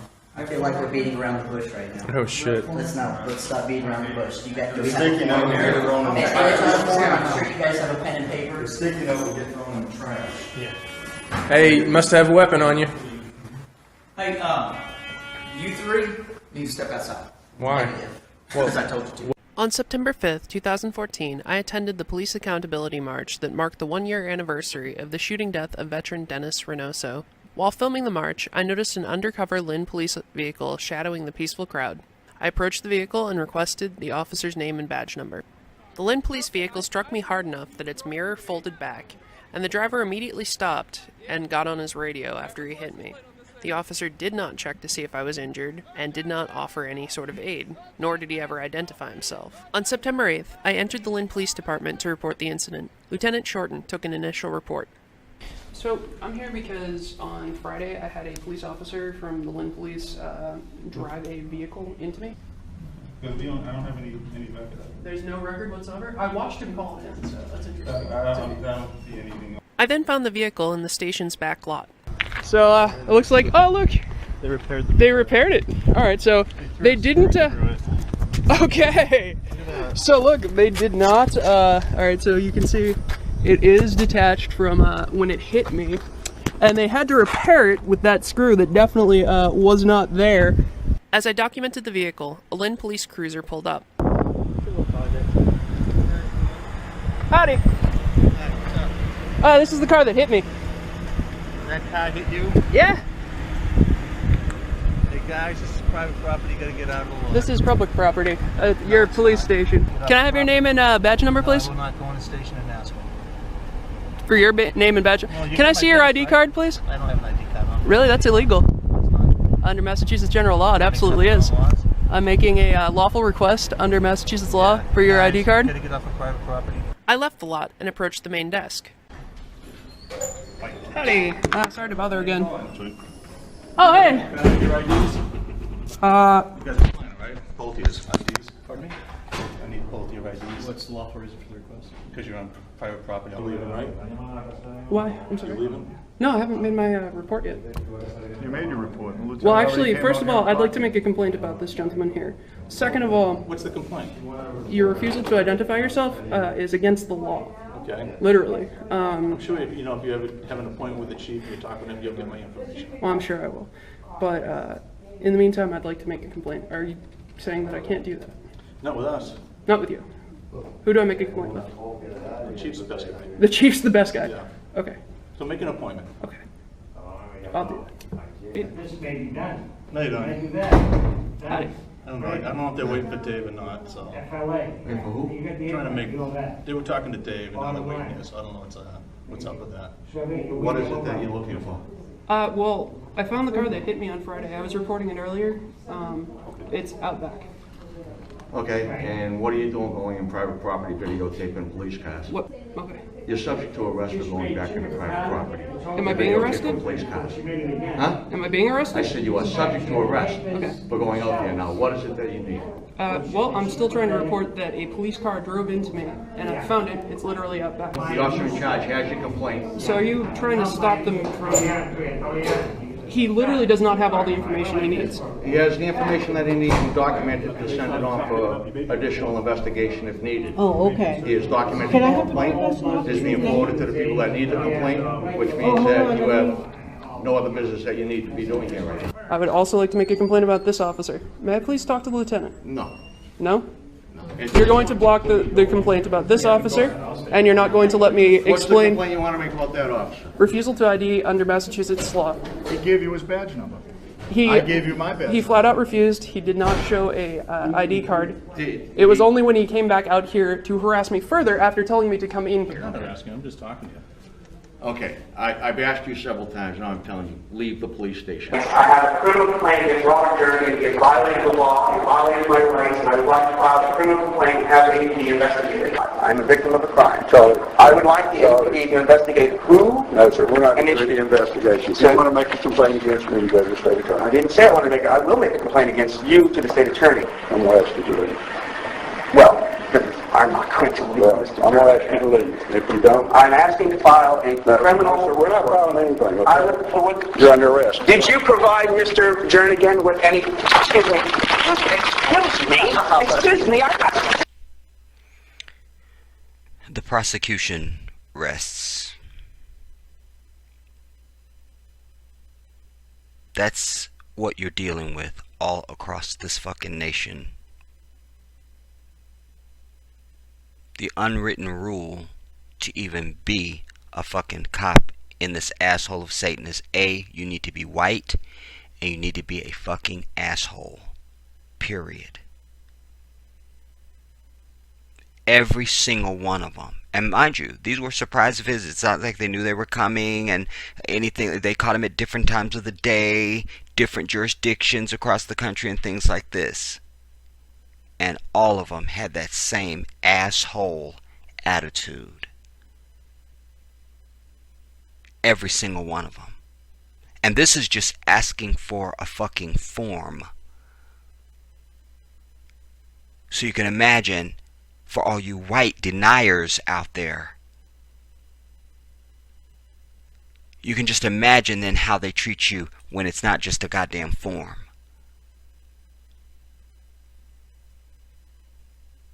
I have no respect for anybody that wears any of these fucking uniforms. I don't care what the jurisdiction is, what the colors are, I don't give a fuck.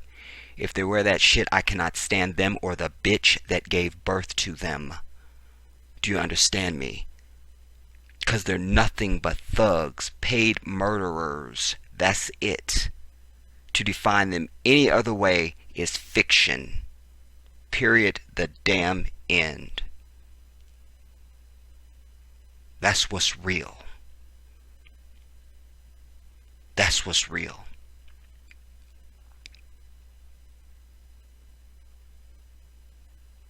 But this whole video is for nothing, because it falls on calcified minds, calcified hearts, and paralyzed muscles.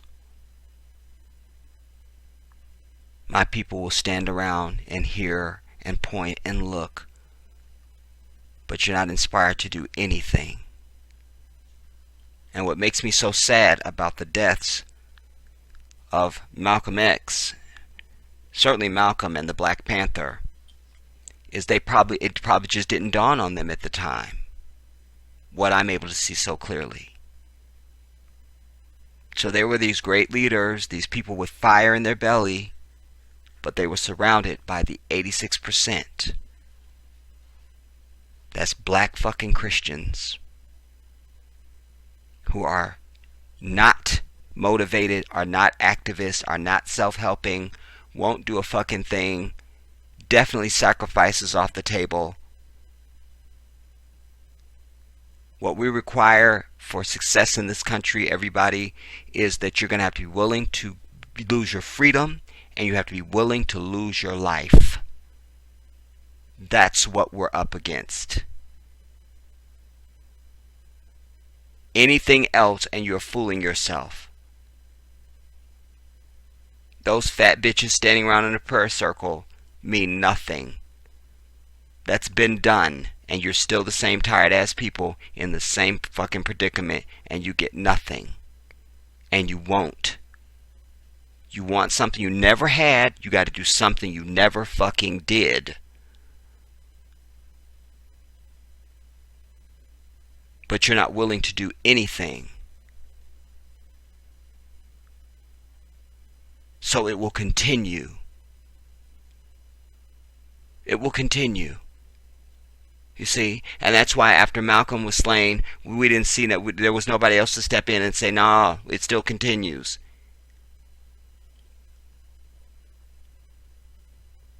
Because they were dealing with the same people that we got right now in 2018. Feckless ass black Christian folks who aren't willing to make any sacrifice. Those marches we saw, or when they were blocking the stadium, you know, all that wasn't just black men out there, which is all it should be. You know, when I bring you the South Africa piece, you'll see that a great majority of their stuff, you don't see nothing but the black men and boys. That's it. You don't see women and children nowhere in fucking sight. And I've cited for you in previous work how when you see footage from even like in the Middle East, when they are protesting shit, not even just the Middle East, just any place around the fucking world, you see the men out in the street. You don't see the women and children no fucking where. Because that's the way it should be. You don't put your women out to be that vulnerable and put their ass on the front line. It's only black men that hide behind fucking females and shit while proclaiming they're hard, while dressed like a bitch.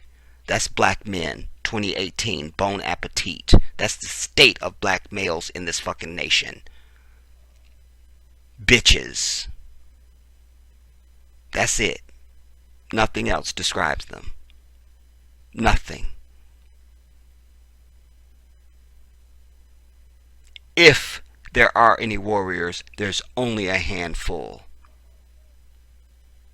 Literally.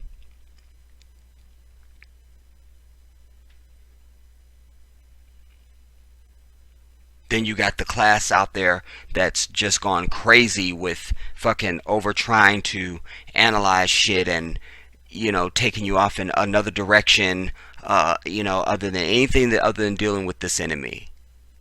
You know, they're the ones that come with trying to tell you what tribe of Judah you from and bullshit, you know, or that the black man is God, or that you're not African, or that you came from America and all this bullshit. Fuck all them motherfuckers and the bitch that gave birth to them too.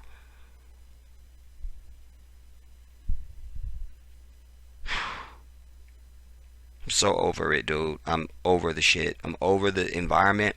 I'm over our predicament, and I'm over my fucking people for just being cowards. Just being cowards. You can get a motherfucker to get more motivated if you just walk up and take their cell phone than they would over fucking hundreds of years of oppression. That's sad.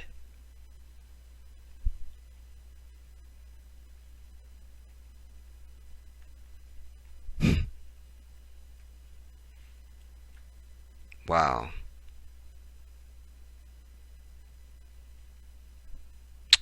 I don't know. Like I said, I just think this whole video was in vain. It means nothing. It means nothing because it's not attached to action. It's just not.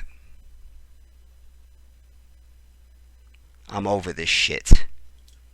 I tell you, if we can't do the small shit, we never gonna do the big shit. How? Why are you listening?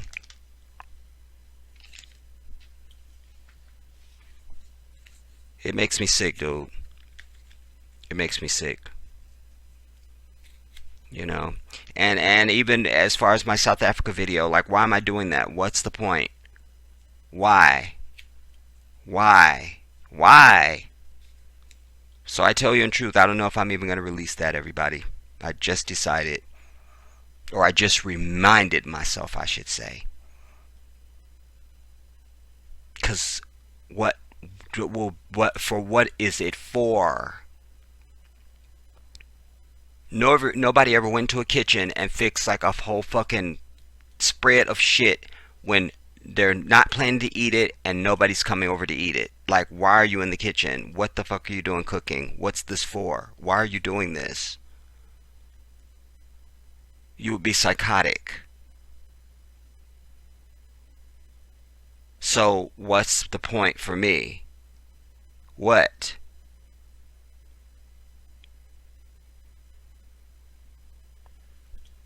I'm not here for entertainment. I'm not here for fucking numbers and money and shit. You understand?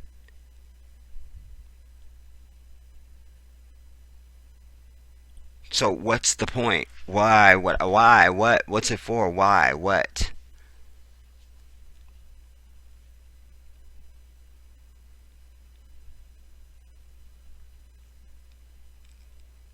And I'm one of these people, I need to see the fruit of my fucking labor. That's just natural. You understand? If you paving a damn walkway or some shit, you get to a certain point, you look back to see how much you finished. And to assess the job and how well you've done. And, oh, I'm doing good. You know, okay, yeah, now I can go, you know. Everything you do in life, what's the assessment? You want to see the fruit of that. You know, if that was the case, women would just go into the hospital, have a baby, and just leave the hospital and say, we don't care what happens to the baby. They want to see their child. Who is this child? Even mothers that know they're going to give their child up for adoption and shit, they still want to see the baby. They want to see it. You know? So, I need to see the fruit of my fucking labor, because I'm not here on earth to waste my damn time. And I'm tired of trying to drag people along who are just fucking stone-hearted. You know? You're just stuck. You're stuck. You're just stuck.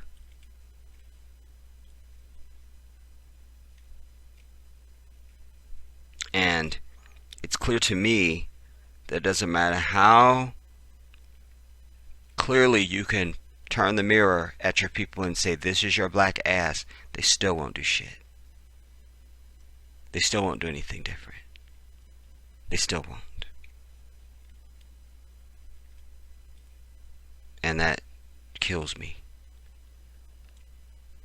You know? And, oh, by the way, why should I care? Because, again, this kid was named Stefan Clark.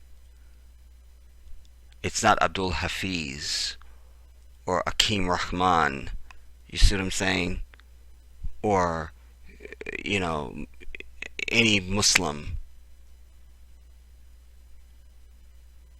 It's another Christian type with babies out of wedlock, you know, and all that sinful bullshit, you know, and living that typical life that you can almost guarantee from too many of our people. You know, and I don't know that I'll ever be able to make a difference on the earth with my people. I just don't know.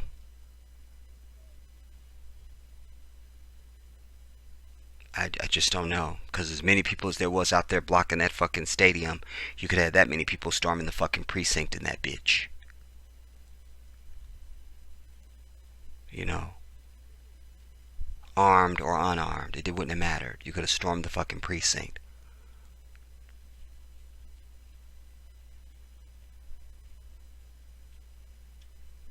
And I'm sure that out in Sacramento, California, they've got some gang members and shit. Where they bitch asses at? Because you diss they hood, they roll on your house. Where are they to roll on this fucking precinct or some bullshit? You see? Because we are quick to the plate to disrespect our own. But we can't be bothered to join the fight against our common enemy. That I'm never going to understand that. That's one of the great mysteries.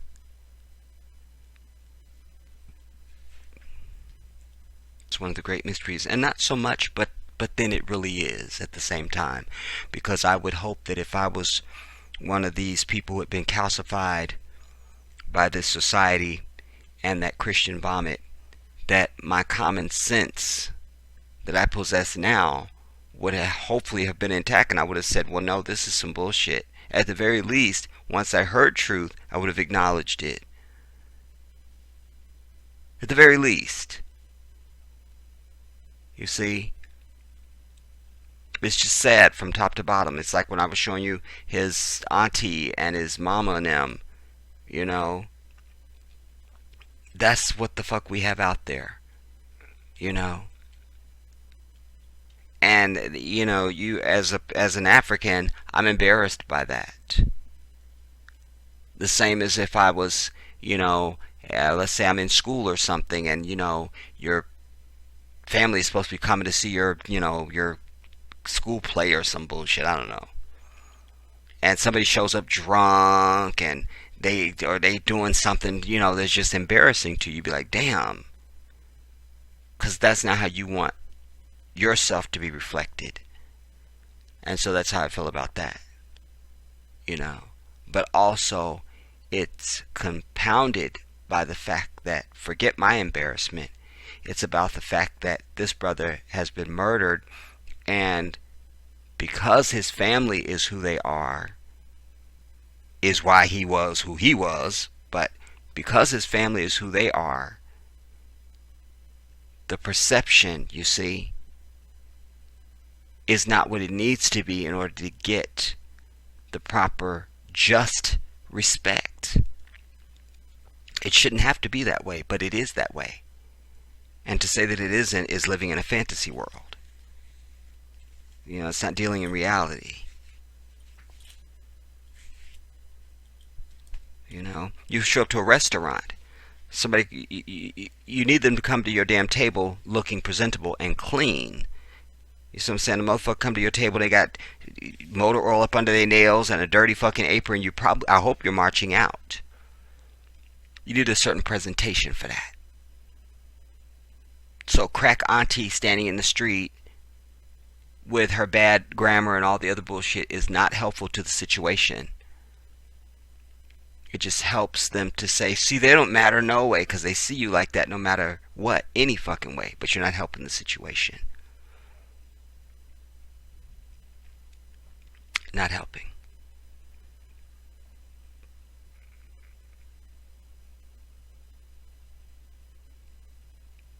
I'm over it. I'm worn down. I'm just worn down. I'm just worn down.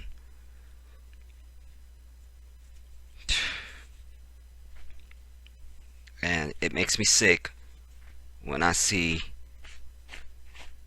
anybody besides my fucking self talking about they woke. Just like to be an African, the first requisite is you gotta have melanated skin. To be woke, the first fucking requisite, you have to be willing to kill and die, bitch, and lose your freedom. If you're not at that level, then you are not fucking woke. This is the Jedi.